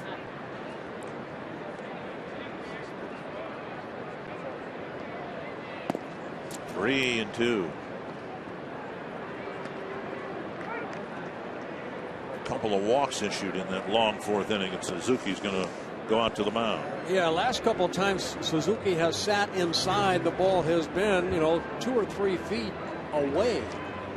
So Velasco fighting his control.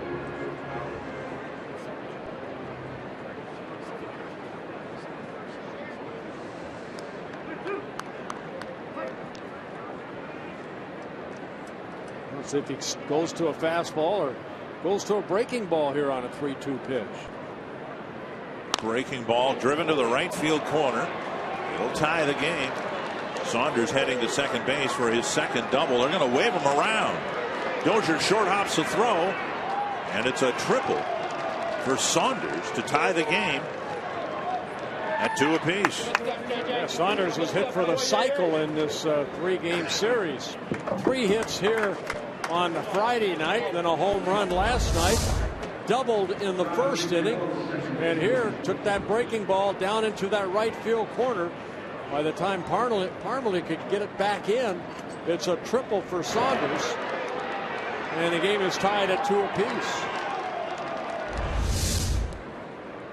Cano at the plate, nobody out. Dozier playing on the outfield grass. Other 3 infielders are playing in.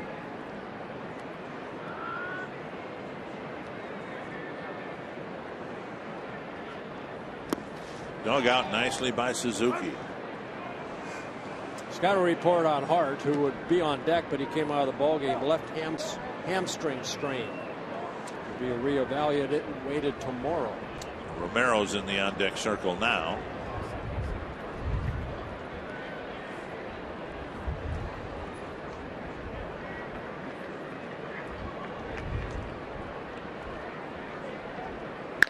High fly to center, and Hicks is going back. Still going back.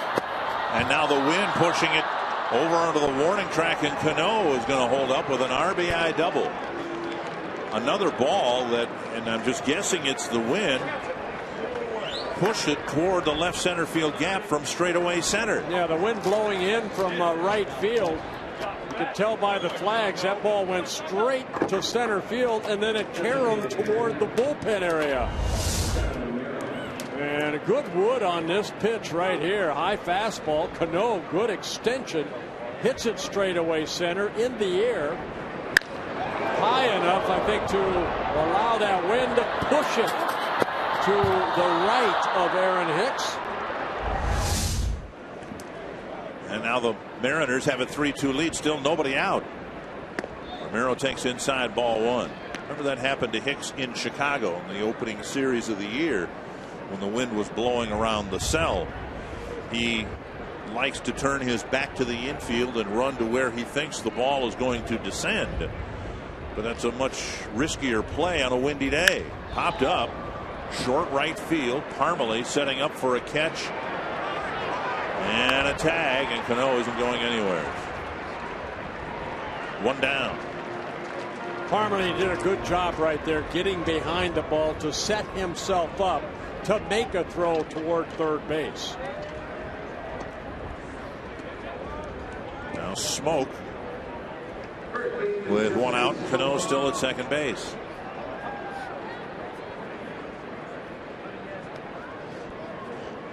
Anthony Swarzak warming up in the Twins bullpen. Velasco had a 1-2-3 third inning, but a lot of trouble in the fourth, and 3 hits and so far a couple of runs early in the 5th inning. Outside, ball 1. He has a couple walks. He's not real sharp here this afternoon. 2 walks in the 4th inning. Leadoff walk in the 2nd. Excuse me, 3 walks in the ball game. On the outside corner, 1-1.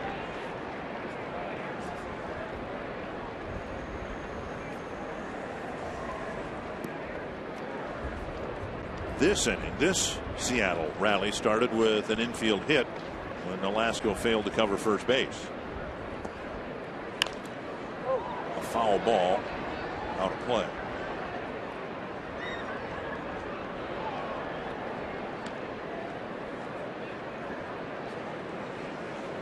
I don't know I don't care what club you're playing, but if you give them a free base, which Nolasco did, it can mushroom. And this, because he did not cover first base, this inning has mushroomed, and your mound opponent says thank you very much. I don't get a lot of run support, but I'll take it. And now Nolasco's got to get to the bag here, and he gets there. and fielding Dozier's throw from short right field, 2 away. Well, that's how the Twins got their 2 runs. There was a play at first base that should have been made by the Mariners. They didn't make the play, and it led to the 2 Twins runs.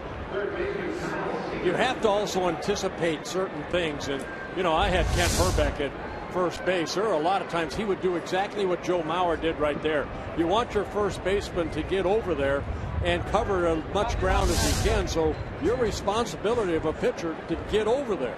And Nolasco did it that time. Couldn't help but chuckle. Remember, we saw Chris Colabello. Those of us who were on the road trip saw it. I think it was on the road trip that you weren't there. Here's a runner at third, now 2 down, and Seager the batter.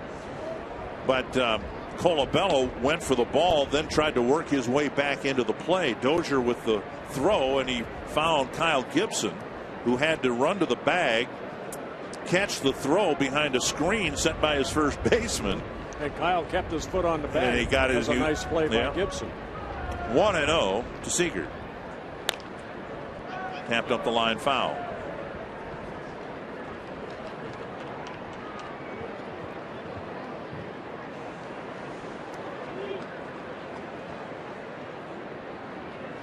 And Nolasco now at 97 pitches. Going to finish affairs here in the 5th inning soon.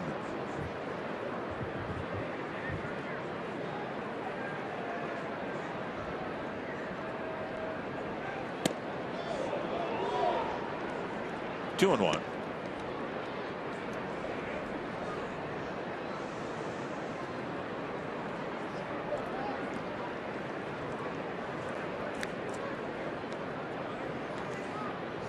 It's been a struggle for that man right there, Ricky Nolasco.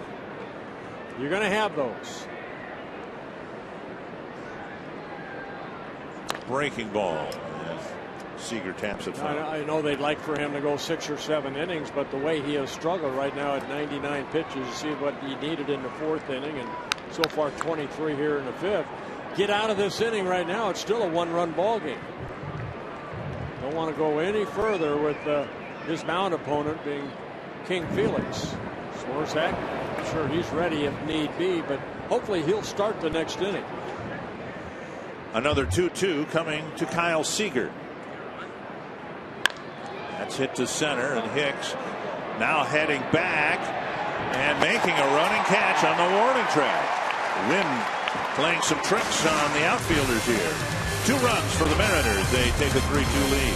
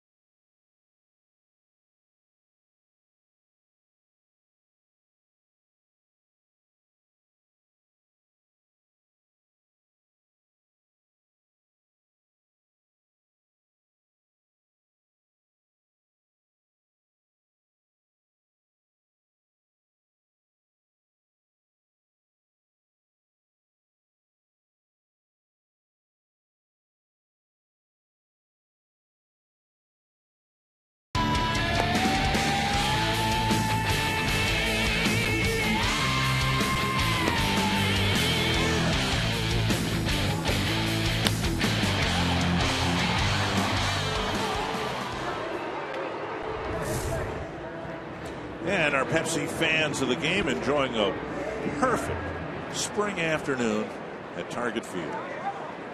And the little baby right there taking a nap, taking a last go, 100 pitches. I know he's not happy with his performance, but the Twins are only down by 1.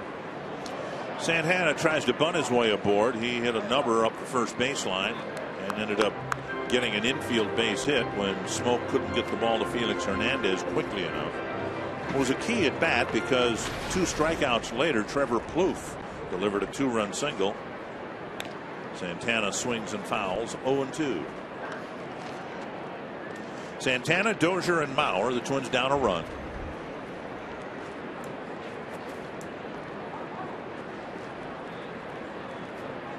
Santana sitting for a couple of days, a tight hamstring, nothing serious. 1-2. Facing Hernandez, who was kicked out of the game after he was taken out of the game in his last start against Tampa Bay. Came out in the 7th inning. Foul tip. Zunino hangs on. Santana strikes out, 1 away. Strikeout number 4 for Hernandez. Fox Sports Supports is proud to collaborate with Stand Up to Cancer, groundbreaking initiative created to accelerate innovative cancer research that gets new therapies to patients quickly in order to save lives now. For more information, visit foxsportsupports.com. One down in the 5th. There's Dozier, a fly ball to center and a strikeout. I guess if you're going to get kicked out of the game, you want to do it after you're already on your way out. Why would an umpire do that? The guy was walking off the mound of the dugout. He had some words for the umpire. But what do you? Well, Hernandez will get fined. That's basically. I don't think at his pay scale it's going to be too much of a sacrifice, but you know, whatever pocket change he's got will cover the fine. It's the first ejection for Hernandez in his career. Mark Ripperger was the umpire who threw him out. Dozier strokes one to left. Big turn at first, and they'll throw back there. Dozier gets back. You can afford to do that on base hits to left or center. You can take a bigger turn because it takes a lot longer for any throw to reach first base. You've got to be more careful doing that in right field. Well, you want to be aggressive. A high fastball again to Dozier. Quick hands lining that ball between third and short. I don't think I've ever seen a hitter hit 2 home runs with as much vertical range as the last 2 we've seen Brian Dozier hit. Mauer at the plate, outside ball 1. He hit one shoulder high against Chris Young. And then he hit one about 6 inches off the ground yesterday. That's a difference of about 5 feet.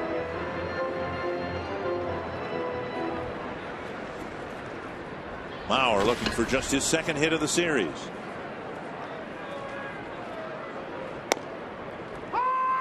Strike at the knees. Here's the first one, then the second one. Friday night against Chris Young, that high fastball.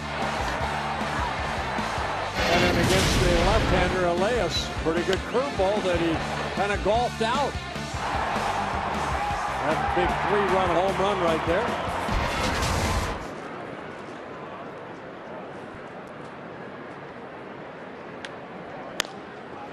Toward the hole, cut off by the third baseman, and it's a 5-4-3 double play. Seager to Cano to Smoke, and that's the end of the 5th inning, and the Twins still trail by a run. Anthony Swarzak out of the pen.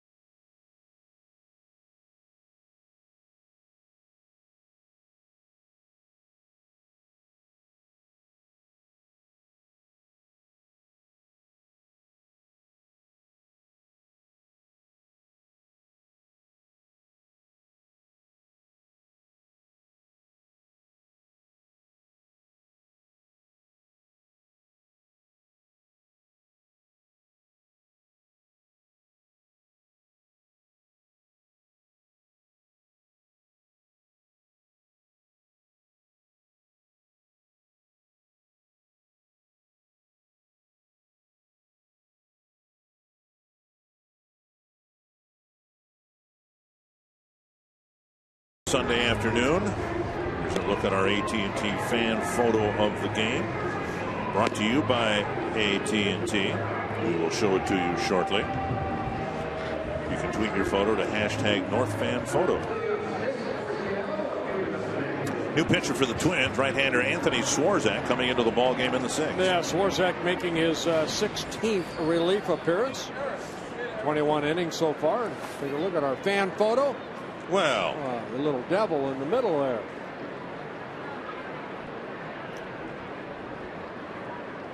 That's us. Very good, Dick. Here's Dustin Ackley facing Swarzak. Fouled away, 1 strike.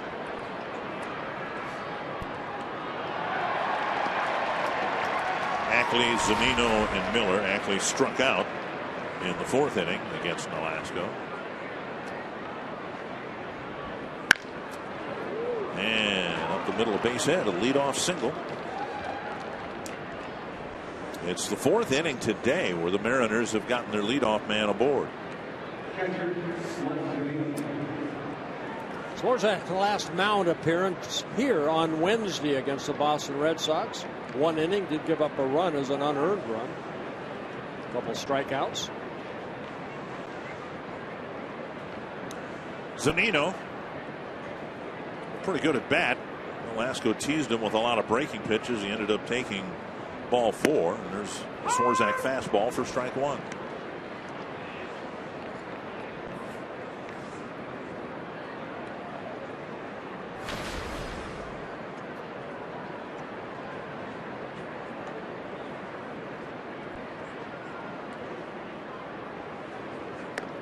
Up and in, 1-1. Twins and Mariners will wrap up this series. The series in Seattle is right before the All-Star break. Twins have a road trip to Seattle and Colorado. And then they're home for a week and a half after the All-Star game. 2-1. I mentioned it before. The schedule's been a tough one for the Twins, and in terms of home games, it's going to get tougher. Twins have very short homestands coming up the next 3 trips, or next 3 homestands. Homestands lasting 4, 5, and 4 days. So a lot of time on the road in the next 5-6 weeks. 2-1 to Mike Zunino. Runner goes and the pitch fouled away with a hit and run on. 2-2.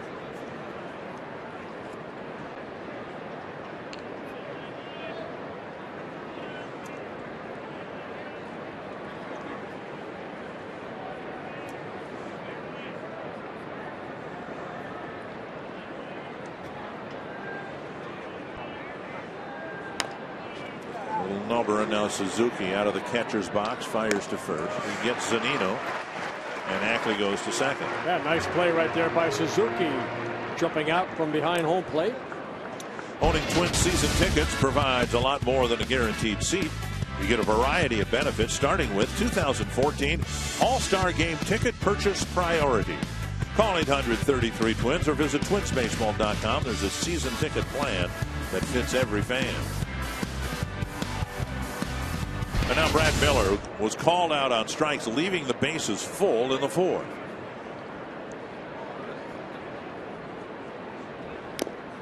Swing and a foul.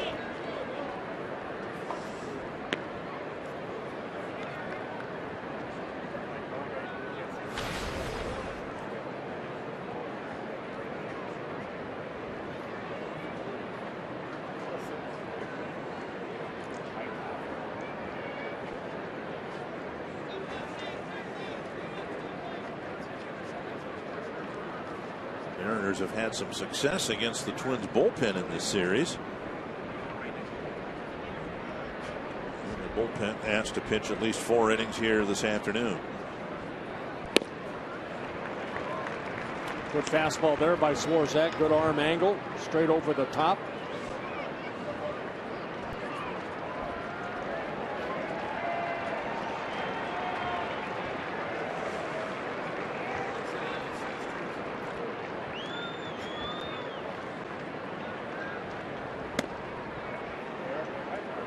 look at the Mariners, and we all know the Twins are trying to rebuild, but you look at the Twins roster, regular position players. This isn't counting starting pitching. You'd have to give the Mariners a big edge over the Twins in that category with Iwakuma and Hernandez. 1 and 2. 2 and 2. But I'm not sure who the Seattle catcher is going to be in 2 years. I don't know who their shortstop's going to be. I don't know who their center fielder is going to be. I mean, if anything, the Mariners position player wise have a lot more question marks than the Twins do. That's why I think a lot of baseball people were surprised they went out and spent as much as they did on Cano. 3 and 2. I mean, we know Joe Mauer is going to be at first base, and we know Brian Dozier is going to be at second base. Shortstop, it's up in the air. In the next few years, it's going to be Plouffe or Sano at third. We know that, even though Sano hasn't shown up here yet.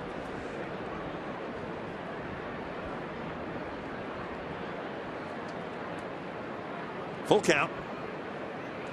And another foul back. I kind of touched on that the other night, that they're really relying on Smoke and Seager and Ackley, and then you have Zunino behind the plate right now. He was their #1 pick a couple years ago. They expect him to be the future catcher here, and Brad Miller, #2 pick 3 years ago out of Clemson University. And he's just taking a walk, and now the Mariners are threatening again here in the 6th. So they're hoping that these young kids can develop and help Robinson Cano, in the years to come.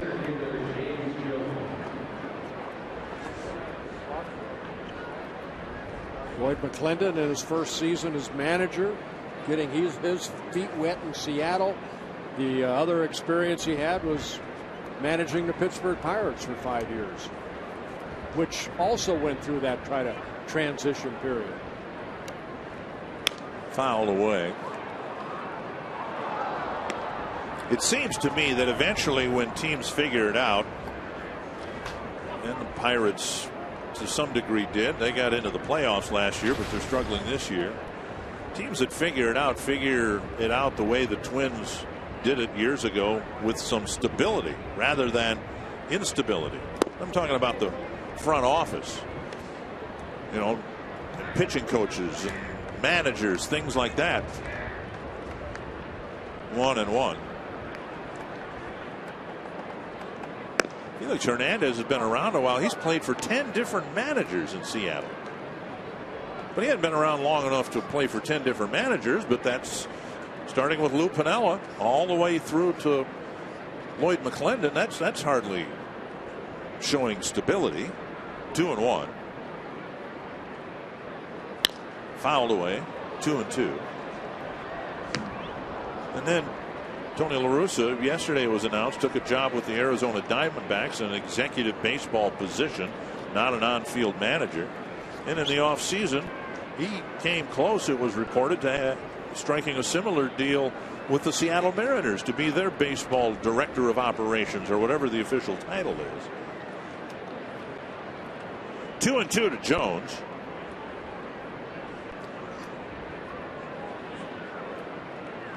And another foul ball. And if the Mariners had done that, well, Tony, it would be his job then to bring in his own people and try to make things work. And well, if you keep doing that, Kansas City's another example. If they ever do get to the playoffs, it's going to be because Dayton Moore and Ned Yost have been there long enough to get it to work finally. But I think Seattle's trying to do what a lot of clubs do, that you spend a lot of money on a couple players, which they did. Cano, they have Hernandez tied up for a long time for a lot of money. You try to build around that, and these young kids are getting the opportunity. Jones gaining experience just in this at bat alone. A lot of foul balls. Another 2-2 pitch coming. Yeah, Jones in his rookie season. I believe this is only his 14th or 15th major league game. Yeah, this is his 15th major league game. Here quickly is the list.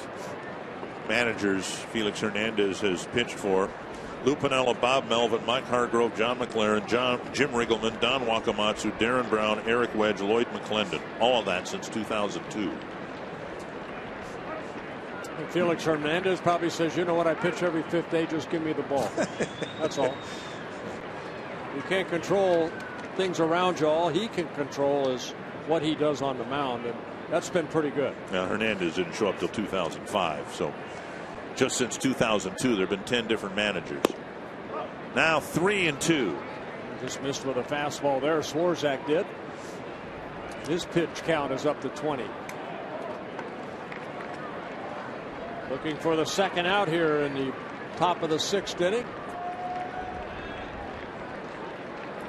Full count to Ackley, or to Jones rather, with Ackley at second.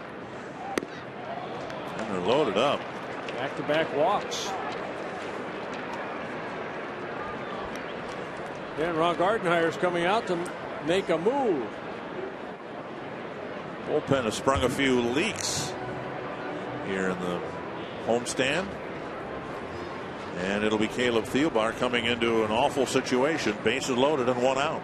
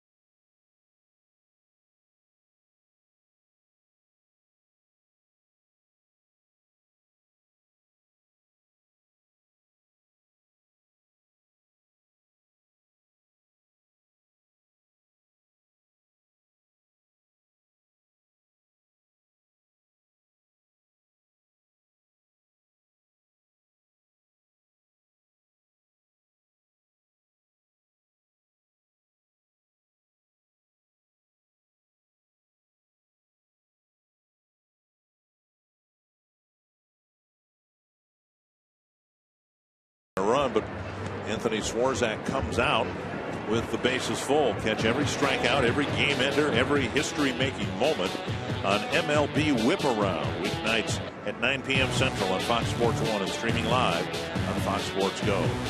Caleb Thielbar had some issues here the other night. He'll try to get the Twins out of this mess in a 1-run game. Yeah, Thielbar started the 8th inning here and replaced Kyle Gibson here on Friday night. Faced only 4 batters, gave up a base hit, a walk, and then a 2-run triple to Ackley. So making his 18th relief appearance. 12 1/3 innings, 8 strikeouts. A couple of left-handed batters due up. First Saunders, then Cano.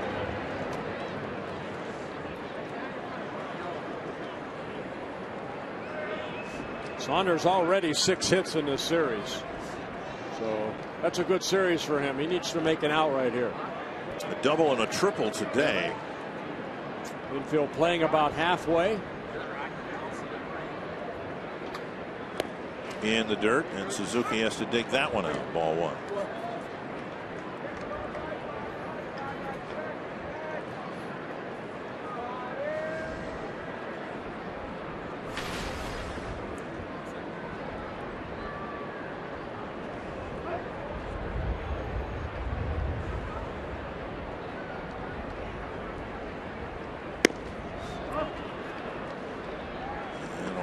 Catch by Suzuki on the fastball. 2-0.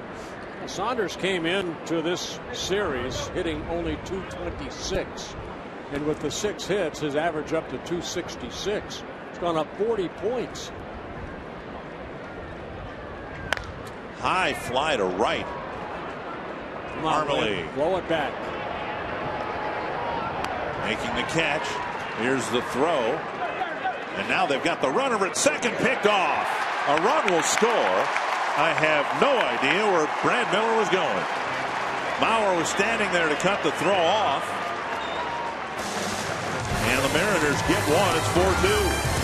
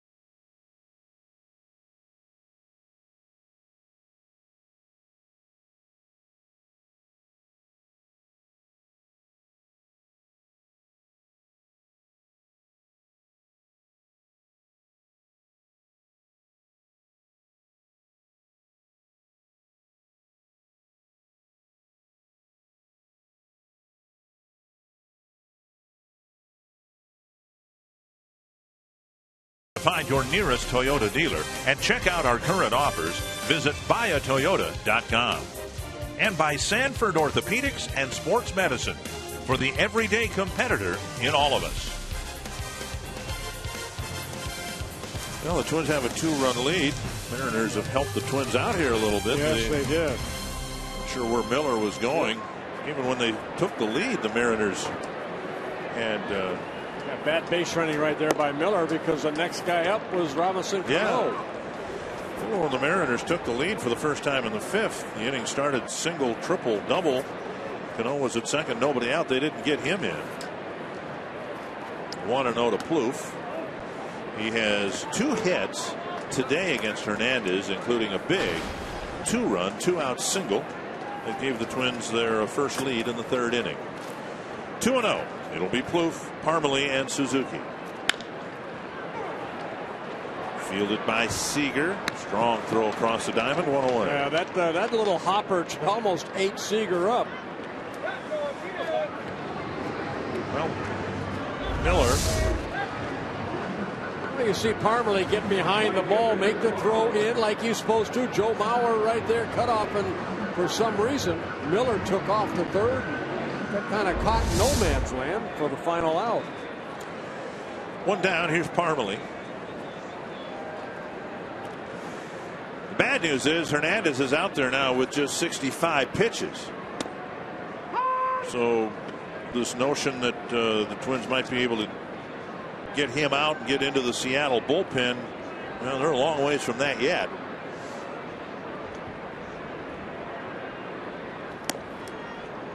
One and one. Hernandez been able to get 9 ground ball outs, 3 fly ball outs with his 4 strikeouts.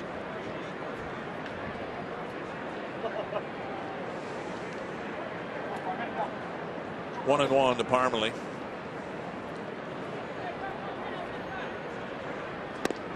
Two and one. That year that he won the Cy Young Award, he only won 13 ball games that year.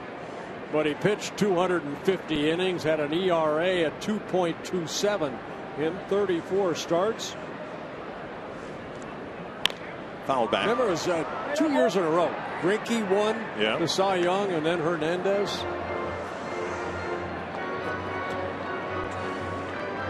He's got a great arm. Twins have faced Greinke and Hernandez. They're lined up to face Tim Lincecum Friday in San Francisco. another former Cy Young Award winner. Check swing, 3-2. Here's what they've done. This is the pitcher's decision, lost and won. So R.A. Dickey lost against the Twins. David Price won. You can see Greinke won. Twins beat Verlander 2-1. Scherzer beat the Twins. No decision here the other night, even though Peavy was knocked out early and the Twins won the ball game. So counting the no decision so far coming into play today, that's the Twins are 3-3 against former Cy Young Award winners. Speaking of Greinke, how about the job he's doing for the Dodgers? I believe it's 25 straight starts. Yeah. He's given up 2 runs or less. I'm more impressed with their bullpen that has Drew Butera in it. Pitched again last night for the second time. Actually gave up a home run to Paul Goldschmidt. Here's a drive to left. And Ackley hardly has to move. Good at bat for Parmalee as he lines out for out number 2. Well, the Twins could still face CC Sabathia. They're scheduled to face Lincecum on Friday. Johan Santana might be pitching for the Orioles when we go to Baltimore.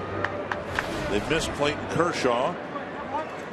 And if Cliff Lee and Bartolo Colon get traded back over to the American League before the deadline, they got a shot at those 2 guys. Here's Kurt Suzuki.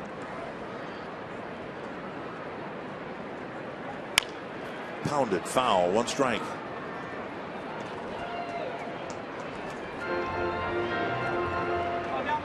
Most pitches Hernandez has thrown in an inning. That was 19 in the 3rd inning.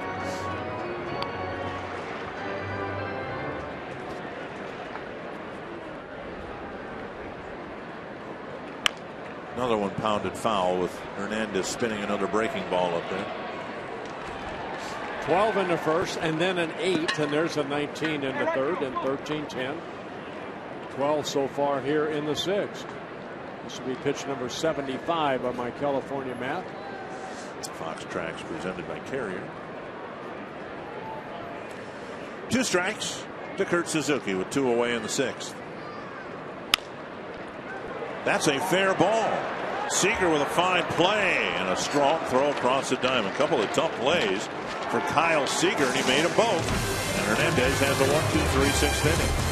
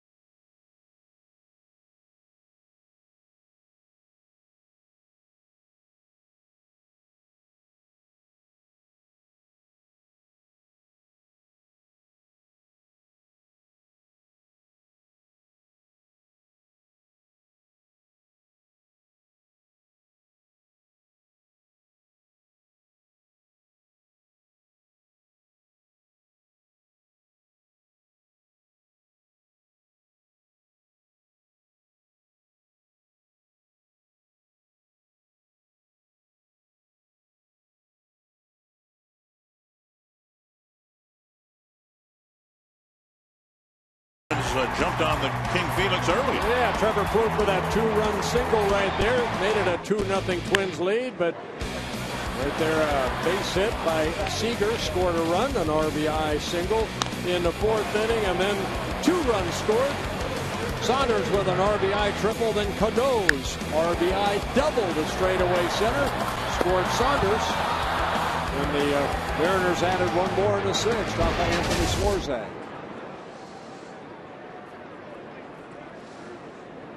1 run charge to Thielbar, or excuse me, to Swarzak in the 6th. Thielbar now will start the 7th, and Cano, Romero, and Smoke are lined up to face him.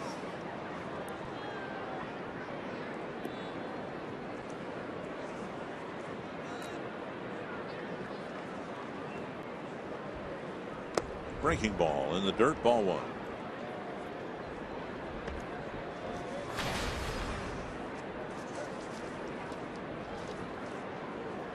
As we get into the late innings, Glenn Perkins not available today. He's pitched in 6 of the last 9 games. The ball lined to center by Cano. Cano gets his 3rd hit of the ball game. Ron Gardenhire said that should there be a save situation, it likely would go to Casey Fiend today. Fans, you can follow every Twins game with MLB.com @bat on your favorite mobile phone or tablet. Get live look-ins, instant replay, scores, stats, audio, and the free MLB.tv game of the day. Download at the App Store or visit twinsbaseball.com today.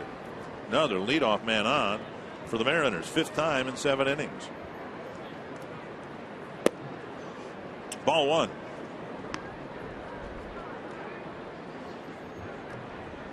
Romero entered the game as a pinch runner after Corey Hart stole 2nd in the 4th inning. He appeared to tweak a hamstring on the steal, and Romero pinch ran for him. In his only plate appearance, he had a fly ball to Parmalee in the 5th. Yeah, the way he slid, it kind of looked like he pulled it prior to sliding into second base. And like TK said, you want guys to stay healthy. You hope that it's only a slight strain. It's what makes baseball at this level so fun to watch, even if the greatest players are playing for the other team. You know, I enjoyed watching the Twins take 2 out of 3 in Detroit against Verlander, Scherzer, Cabrera, Victor Martinez. That was fun baseball because the best players were on the field. Cano in his first year with the Mariners, and what would it mean for the Twins to have swept the Mariners and having beaten Felix Hernandez in the final game of the series? You want Jose Fernandez and Ken Harvey and the marquee players, especially the young guys. You know, there's so much great young talent in the game. You want those guys to stay healthy. 3-2 to Romero.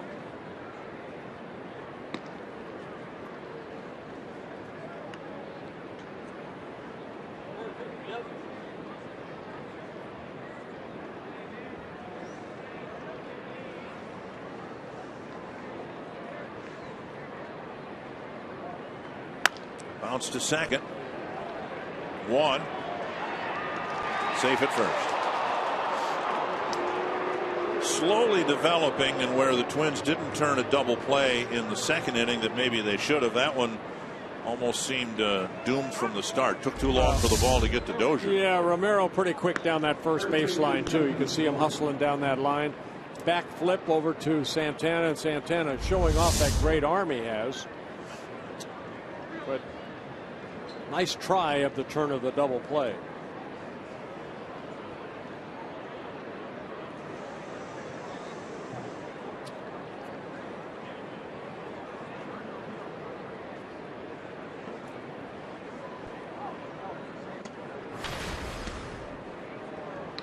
One out, 1 on, and here's Justin Smoke now as a right-handed batter facing Thielbar.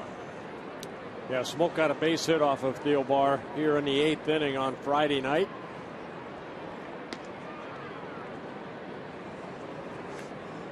Throw over to first base, Romero.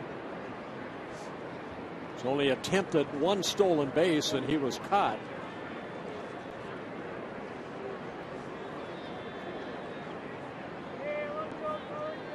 I would imagine, it's going to be really important for Twins pitchers to try to hold runners on even more than they have, but that's something that I would imagine other teams will start to exploit.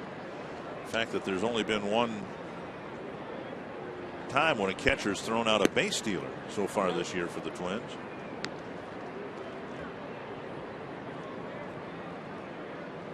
Sometimes those numbers, you know, look at the catchers, yeah, they've had a tough time, but You know, it all goes off to the pitcher how he holds that runner. You know, when Jones stole the base last inning, he got a great jump off of Swarzak. Excuse me, off of Nolasco in the 5th inning. Right. Then Hart got a stolen base, but ended up getting hurt only because, you know, nobody paid attention to him over there.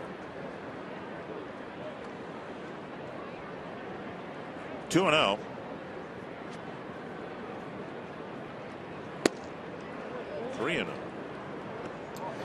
Justin Masterson got knocked out early again for Cleveland.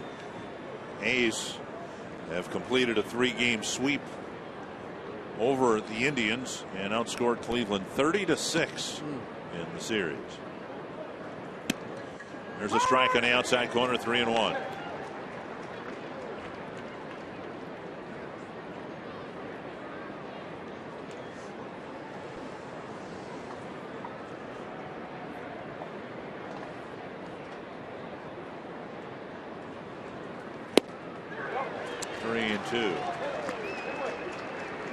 Just kind of get the sense this game has been stuck in the mud for a while, you know. It's first Nolasco had some difficulty out there. Swarzak had some difficulty, and now been a lot of hitters counts. Yeah. For Seattle. There goes the runner, and the pitch hooked into the corner. That might score another run. Romero around third. He's coming in. Santana fires a throw to the plate, making it a close play, but it is an RBI double, and now the Mariners lead by 3. Yeah, Romero showed off some of that speed. He stayed out of the double play, and then, boy, did he hustle from home, first base to home. Rich Donnelly, the third base coach, sending him in. Another 3-2 fastball, 3-1 fastball, swung through. This time with Romero taking off. Kubel getting to the ball quickly, getting it back in, hitting the cutoff man. A strong throw home, but Romero just outran it. So a 5-2 ball game. Foul back. Smoke will be credited with an RBI double, his 11th double of the year, driving in his 27th run.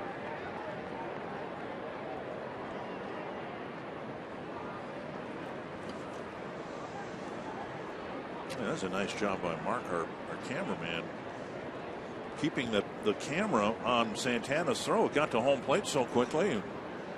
Mark stayed right on the baseball. That surprise you? Well, no, it's just I know Mark. And yes, we all know Mark. See, we know he can do that because he comes to the booth and puts us on camera before and after the game. But then he goes out to high third. That's like a camera guys in golf that can keep the golf ball in the frame on those, drives. All the camera guys do a great job. And the camera girls, too. And girls.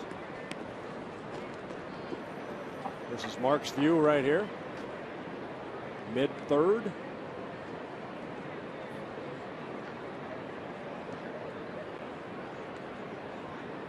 One and two.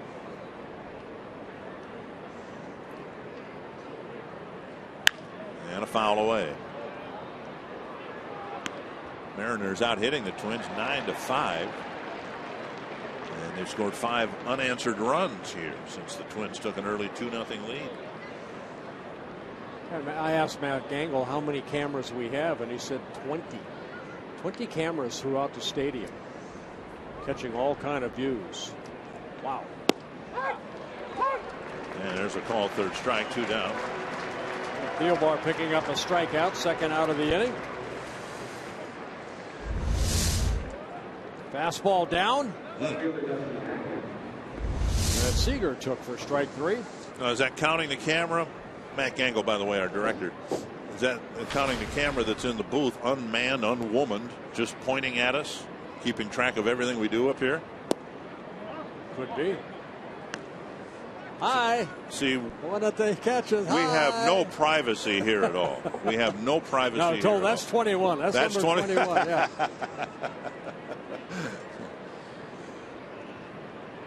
So You've heard the phrase "Big Brother's watching." I mean, literally everything we do, someone is watching, whether it's interesting or no, not. Not if you move back a little ways. Oh, is that right? Yeah.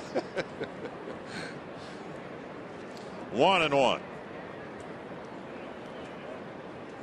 The other night, the Twins won the ball game because they scored in 4 straight innings. That's kind of what the Mariners have going here in the middle innings of this game. 1 in the 4th, 2 in the 5th, 1 in the 6th, 1 in the 7th.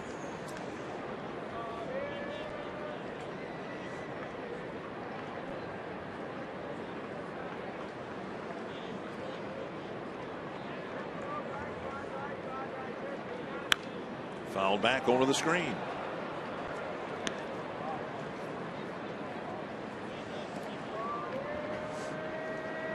It was Ackley here on Friday night that hit the 2-run triple off of Thielbar that chased Thielbar out of the ball game.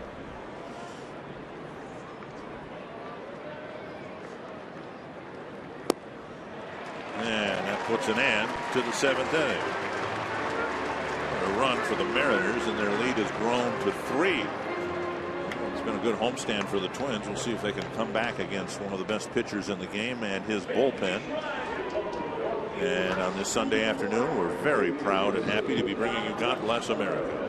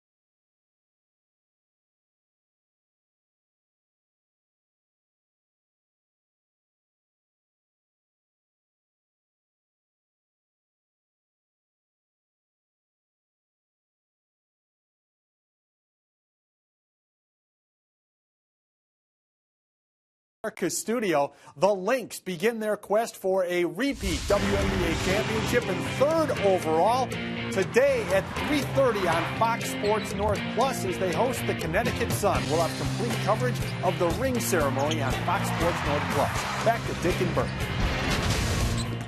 All right, thank you very much. 5-2 here. Twins trying to come back against the Mariners. Jason Kubel taking ball 1. It will be for the Twins in the bottom of the 7th. Kubel, Escobar, and Hicks. Lace to left, down for a hit. Kubel rifling a shot for a leadoff single. We'll see what the Twins can do with their leadoff man on. The only other time they've had a leadoff man on, they scored a couple of runs.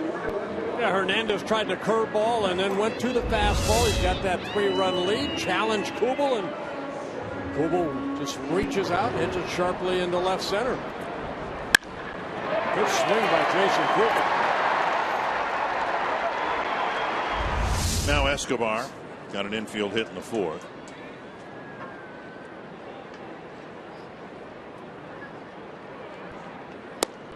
Strike at the knees.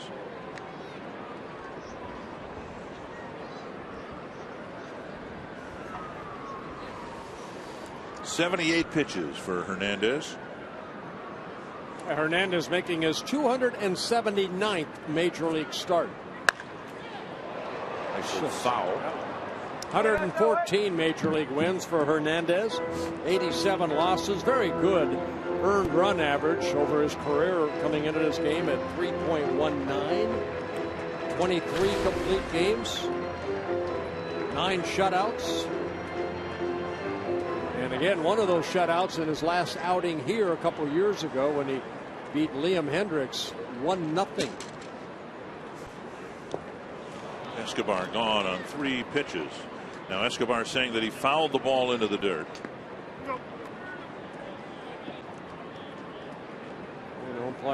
Home plate umpire Adrian Johnson saying no, you did not. So Hernandez will get a strikeout, his 5th of the ball game.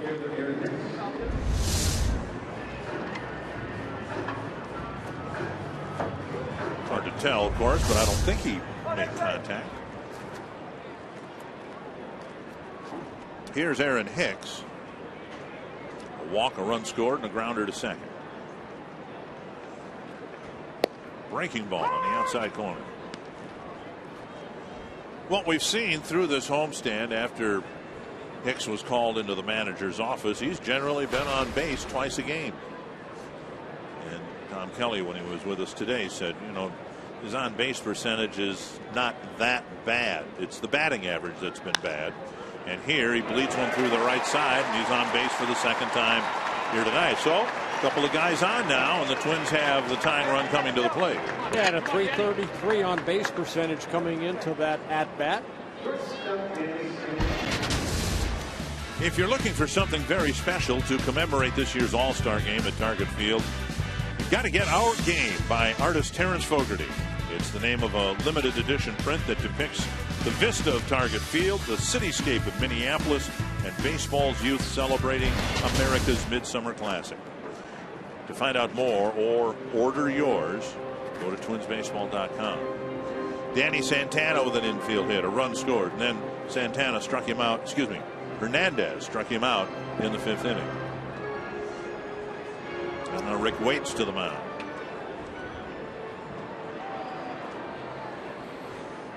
You know, a lot of times, Dick, with new managers, you mentioned 10 different managers, come new pitching coaches. Yeah. Rick Waits in his first season as a pitching coach here in Seattle. He was in the minor league system for a while, but he's been in baseball a long time.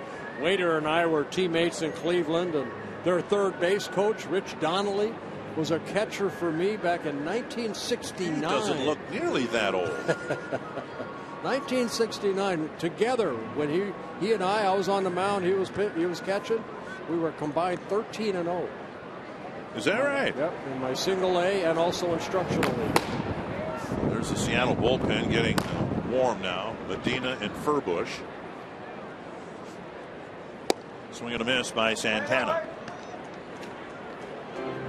Hernandez coming off an outing that he did get thrown out against the Tampa Bay Rays. He threw a season high 111 pitches. Worked 6 2/3 innings, gave up 4 runs. They gave him plenty of run support. He won 12-5. Smothered by Zunino. Big at bat here for Santana. 8 hits in 21 at bats coming into the game. The scratch single in the 3rd and a strikeout. So 9 for 23. And because of his speed, if he can walk, get hit by a pitch, get a base hit, anything, he'd be the tying run. And with his speed, the possibilities are endless. Instead, there's this. Cano is going to get a double play. They're going to call Hicks, I think, for running out of the baseline. Right. And Santana, for one of the few times I'll bet in his major league career, is just grounded into a double play.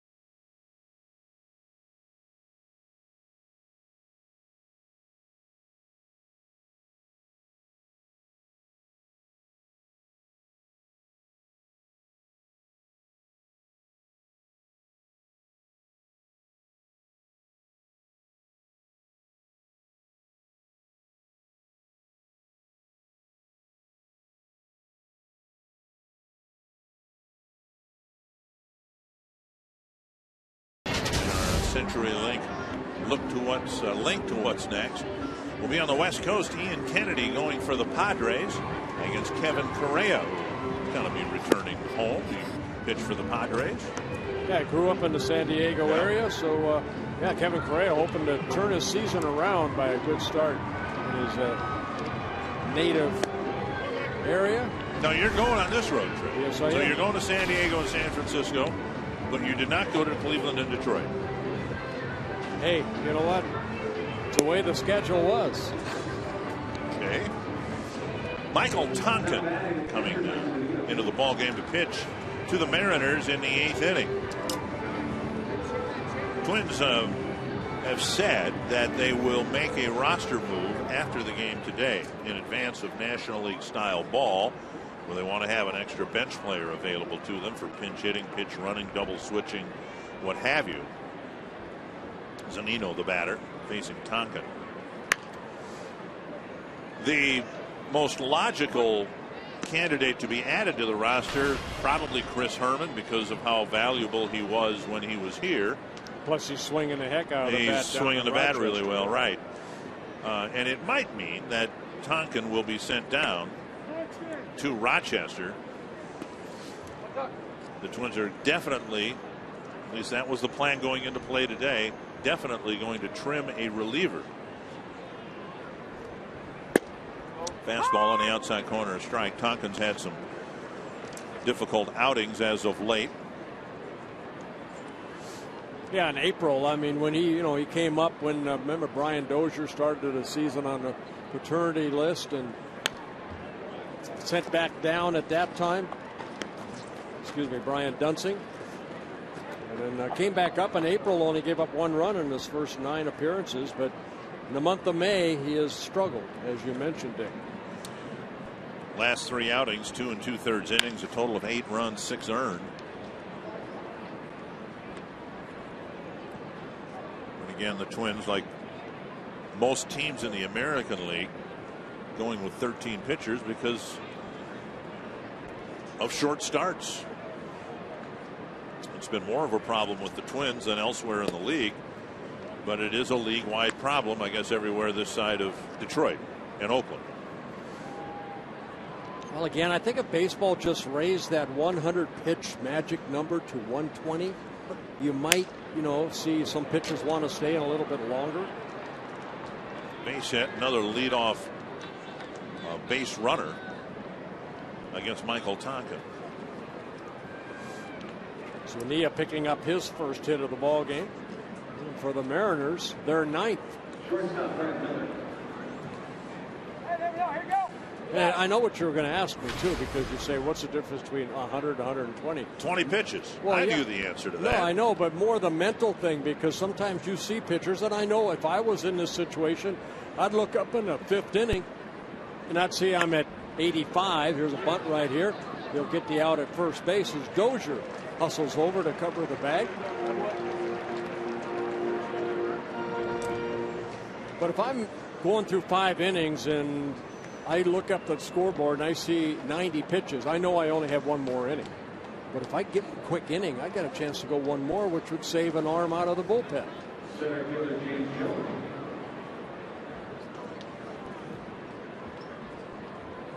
And you can see the active leaders in complete games.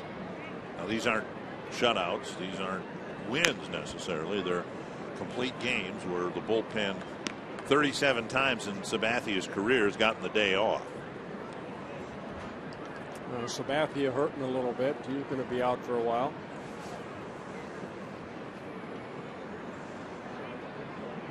Runner at second, 1 down, and now up and away, 1-1. The day of the complete game is pretty much, I think, past.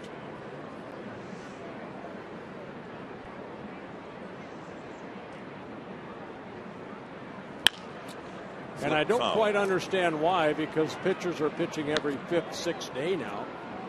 I mean, I know when I came up, we were on a 4-man staff. You were out there every 4th day. And that's when all the complete games came. And that's when they had the 8, 9-man pitching staffs. I know how you're going to react to this, but I'm going to say it anyway. 1-2 to Jones. Seattle Mariners, strikeout out number 2. Seattle Mariners are paying Felix Hernandez, what, $24 million this year? $22 million. Get a look at Tonkin overpowering Jones. Good fastball there. Is it $22 million? Right. Okay.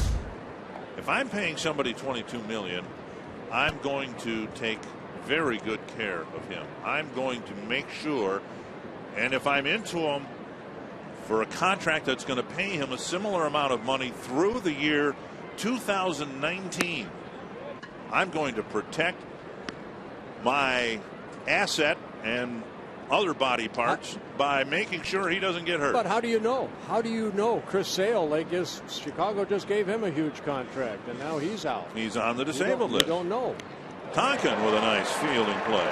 He pitches around the leadoff single. Tonkin with a good 8th inning.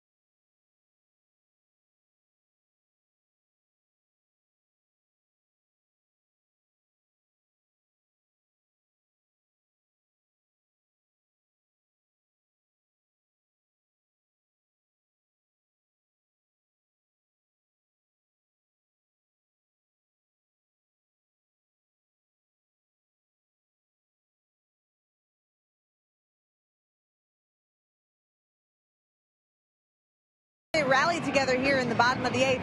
I'm Jamie Hirsch, hoping you will stay with us after the game for Twins Live, presented by CenturyLink. You're going to want to stick around because Tom Kelly joins the broadcast once again. He and Tom Hanneman will break down this game. We'll also look at why Felix Hernandez continues to be king as he is still on the hill here in the 8th. And we'll hear from manager Ron Gardenhire and get his thoughts after the game on Twins Live, guys. Thank you, Jamie. Down and away to Brian Dozier leading off the 8th. 3 times so far this afternoon, Hernandez has faced just 3 batters. Gotten a couple of ground ball double plays when the Twins have put men on base. Dozier, Mauer, and Plouffe. There's a bunt, and Hernandez is going to come off the mound and make another nice fielding play. He made a similar play when Suzuki dropped a swinging bunt in just about the same spot. Another ground ball out right there, even though that was a bunt. 13 ground ball outs. And Hernandez again bare hands it and then shows off that good arm, going over to Smoke at first base for the first out. A tough series for Joe Mauer. Just 1 hit in the series. 0 for 3, a strikeout in one of those ground ball double plays his last time up.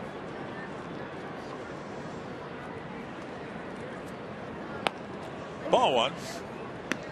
But here you have Hernandez that has 88. Because the Mariners do not have a complete game yet. Right. I mean, if I'm Hernandez, I want to finish this ball game. Now, if I get a good inning right here, keep it under 90, 95, I'm going to go back out there. I'm going to finish the game. I guess maybe more accurately what you're saying is if Hernandez were you, he would want to. For sure. Yeah. But that's the mindset you have to have. You can't be happy at 8 innings. Max Scherzer won the Cy Young last year. He turned down more money than you or I will ever see in our lives. And he doesn't have a complete game yet. Right. Doesn't have one. Didn't Johan Santana win the Cy Young without a complete game? Yeah. It was the following year he shaved my head when he finally had a complete game. Well, there you go. Still can't believe he shut out the Mets. Look what it did for him, though. So lucky. Look what it did for him, though. The Mets were so impressed. They, gave him $150 million or whatever it was after they got him from the Twins in a trade. 1-2 to Mauer. Are you saying that he should probably owe me something there then? I'm surprised he didn't give you something. He did. A haircut. Under a ground ball out for Mauer. Cano to Smoke, 2 down. That'll bring up Plouffe. Car Soup trivia. Who are the 4 pitchers with 1,900 strikeouts in their first 9 seasons? Wow, that's a lot of strikeouts. Mr. Blyleven, Amos Russi, Tim Keefe, and Tom Seaver.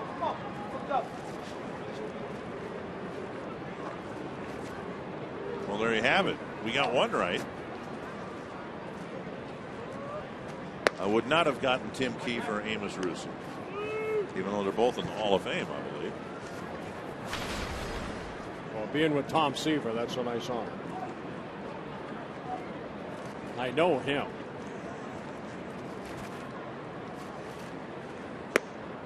Two 2-0 to Plouffe.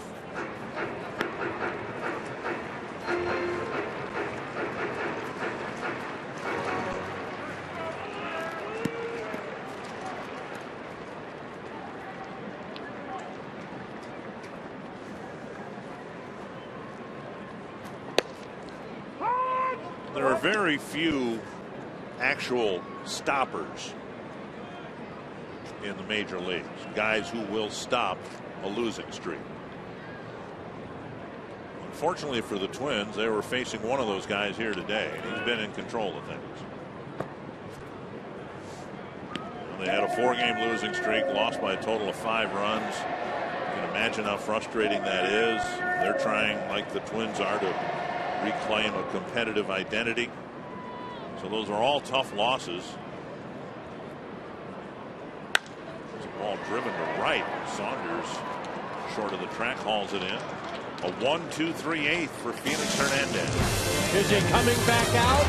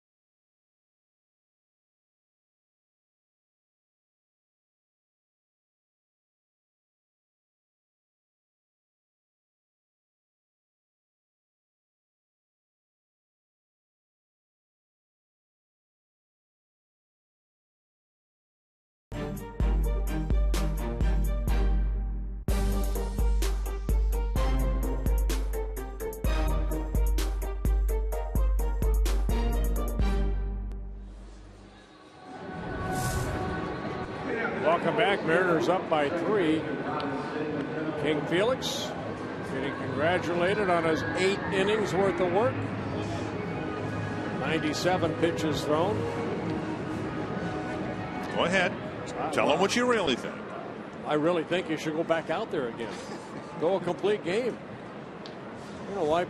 Your bullpen would have a day off. They have an off day tomorrow. Well, big deal.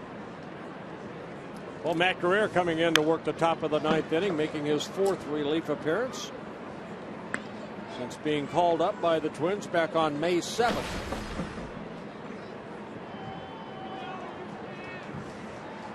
Facing Cano, Romero, and Smoke here in the Seattle 9th inning.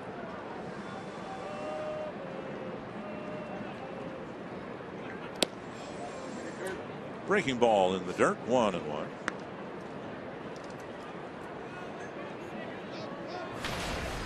Well, Cano 3 hits, 3 for 4 in a ball game.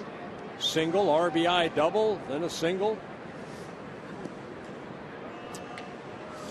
6 for 13 in the series, and you know what? You talk about complete games. This guy. Good change up right there. And Cano swings through strike 2. This guy plays in every game. They're paying him a lot of money. They should take him out too. Don't shoot the messenger. I'm just telling you what the attitude is in baseball now. Since 2007, Cano has missed a total of 14 games. 14. And another hit. And it's a single for Cano. His 4th straight hit. Made it out his first time up and has gone 4 for 4 since. You can get a great offer from the Twins, ladies. Wine, Women, and Baseball's back. First event is Tuesday, May 27th. Enjoy Pamper Yourself stations, light appetizers, not, you know, like fried mozzarella sticks or anything like that. These are light appetizers. Cheeseburger. Desserts, wine tasting, a gift to take with you. It all happens before the game at the Graves 601 Hotel, a block from Target Field. Find out more. Get your tickets at twinsbaseball.com or 1-800-33-TWINS. Hey, we're going to California. In-N-Out Burgers. Speaking of food. Okay. You ever had a double-double at In-N-Out? I have had a couple double-doubles in In-N-Outs. They're very good. They're very good. Inside. Romero entered the game as a pinch runner for Corey Hart, who left with a hamstring injury back in the 4th inning. Yeah, Romero just 25 years old. Seattle signed him out of Oregon State back in 2010. Career 300-plus hitter. He bunts right there. Good bunt, too. Ploop, bare hands, fires. Good play with Mauer stepping across into foul territory to retrieve the throw. Well, we saw Hernandez field a couple bunts by barehanding the ball, and really the only play that Escobar has, the ball hugging the grass area, is to barehand it and on the run. Goes into foul territory, but Joe does a good job of crossing the bag and keeping his foot on the bag for the first out. Didn't appear like a typical sacrifice bunt, but he'll get credit for one, advancing Cano. Only in the 1st and 3rd innings were the Twins able, so far at least, to retire the Mariner leadoff batter. It's been an uphill battle all game long. A lot of working out of the stretch for the staff this afternoon.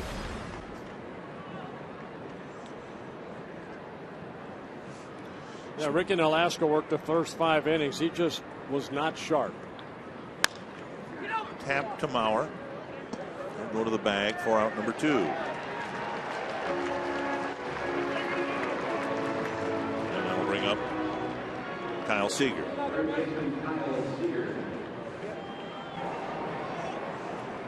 Fernando Rodney, the Seattle closer, warming up. Right now it would be a save situation if Cano scores. it would not be. Again, the Mariners have an off day tomorrow in Arlington, Texas. So I'm guessing Rodney will make an appearance, whether it's a 3-run lead, 4-run lead, or 5-run lead.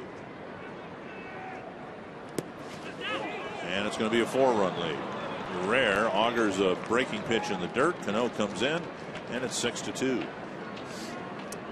Wild pitch will be charged to Matt Guerrero, allowing Cano to score. So the save opportunity is taken away, but like you mentioned, I'm sure they're going to get Rodney innings worth of work here. See that ball landing in front of home plate. 2-0.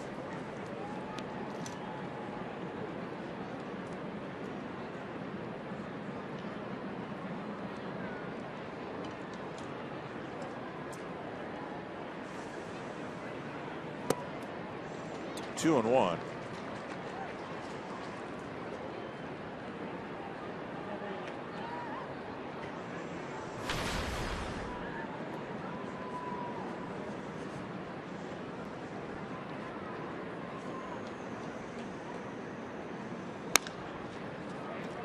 Mauer scoops up, goes to the bag again. That closes out the top of the ninth.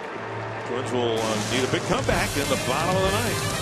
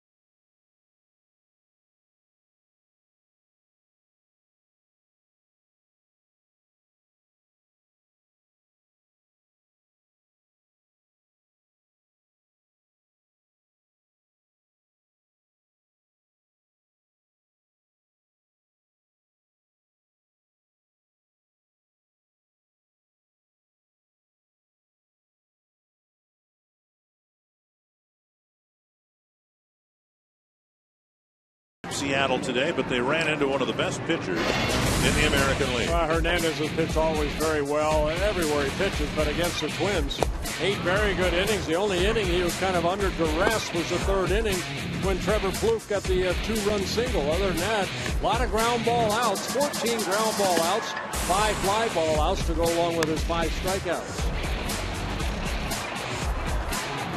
Again, Hernandez came into the ball game making his 16th career start. He'll pick up, if they're able to hold it, his 7th win, and with an ERA right around 2 over his 16 starts.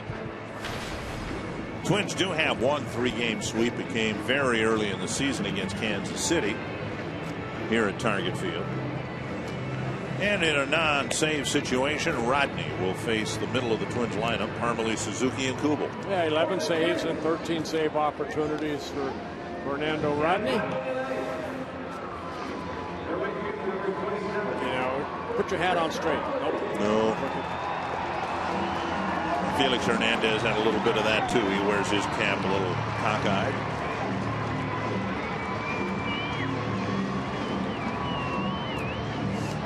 Parmelee 0 for 3, hit the ball hard his last time up, lining out to left field.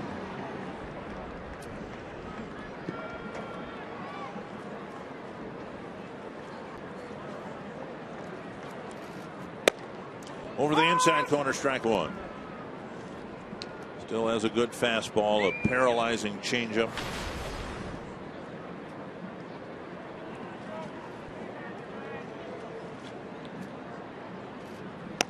1-1.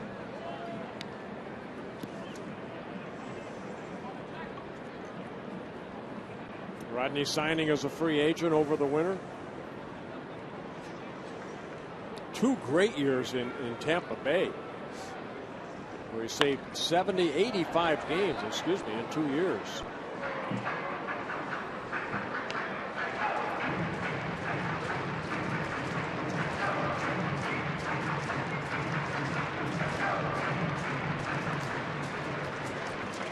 One and 2 to Parmalee.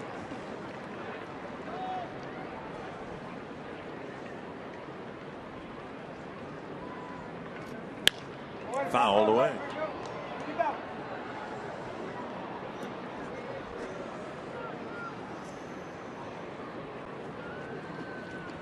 Highlight of the homestand, other than the overall good team play, probably Parmalee's walk-off home run against the Red Sox.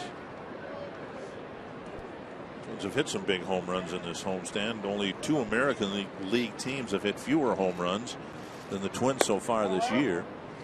Kansas City, you'd expect that, but also the Texas Rangers have hit fewer home runs than the Twins.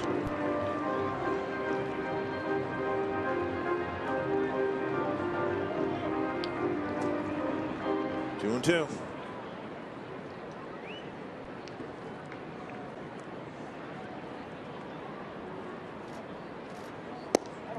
Full count. Rodney, 37 years old, from the Dominican Republic. Closer for the Tigers. Not much for the Angels. And in the last couple of years, the closer for the Rays. High fastball got him. Rodney just said enough of that. Throw it up there at 94. A swing and a miss. 1 down.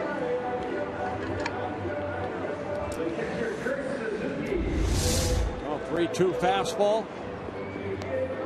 Parmalee swinging underneath. Kurt Suzuki. 3 ground ball outs. Just 7 hits for the Twins. Plouffe with 2 of them. Yeah, all 7 hits singles. Strike 1.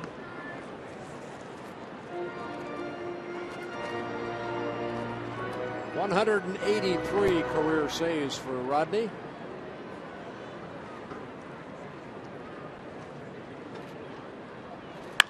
Tapper to short.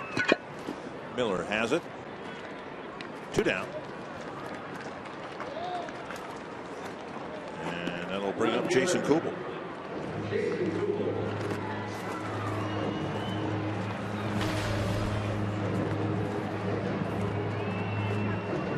Kubel with a single his last time up.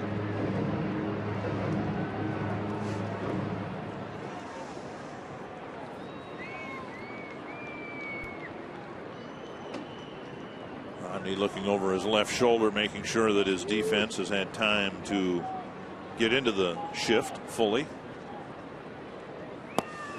Kansas City beat Baltimore 8-6. Houston beat the White Sox 8-2, putting Jose Abreu on the disabled list today. Detroit and Boston play tonight. Cleveland got thumped by Oakland.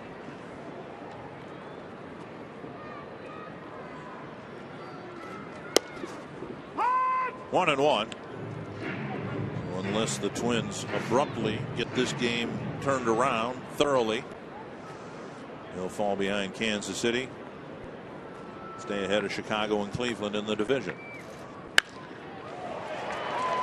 Kubel with a couple of good at-bats. Clicked on a couple of solid singles, and he keeps the game alive for Escobar. Yeah, both his hits going to left center. The 7th inning, a base hit on a fastball off of Hernandez. Fernando Rodney, a fastball. Escobar the batter.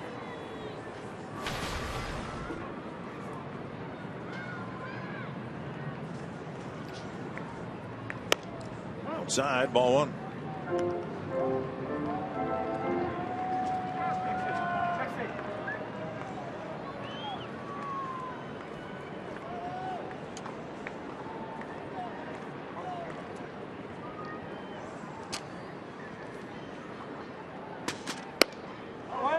2-0.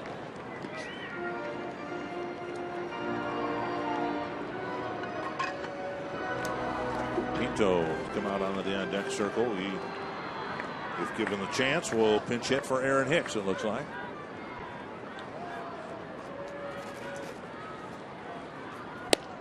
Over the inside corner, 2-1.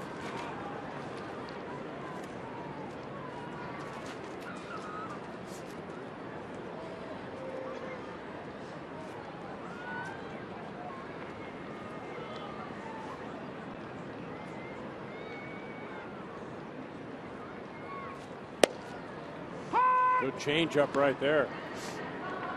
And the Twins are down to their last strike.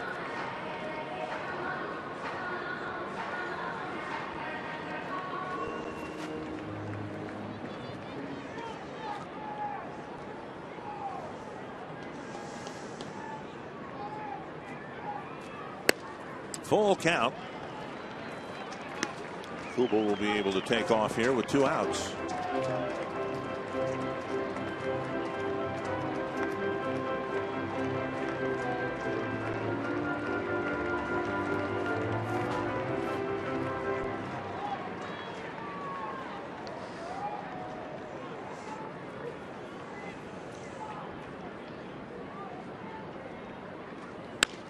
Bounce to the right side. Cano to his left couple steps. Throws low to smoke. And the Mariners behind King Felix win the final game of the series. Good homestand for the Twins as they end up having a 4-2 homestand. They now have won 3 straight series and will head out onto the road with a 500 record. Tom Hanneman, not the way the Twins wanted to finish off a good homestand, but it still nevertheless was a good homestand. Exactly, Dick. The Twins go sweepless against Seattle this afternoon. Seattle salvages the final game of this series. And coming up next on Twins Live, we'll break it all down as Tom Kelly joins us and we look at this 6-2 loss.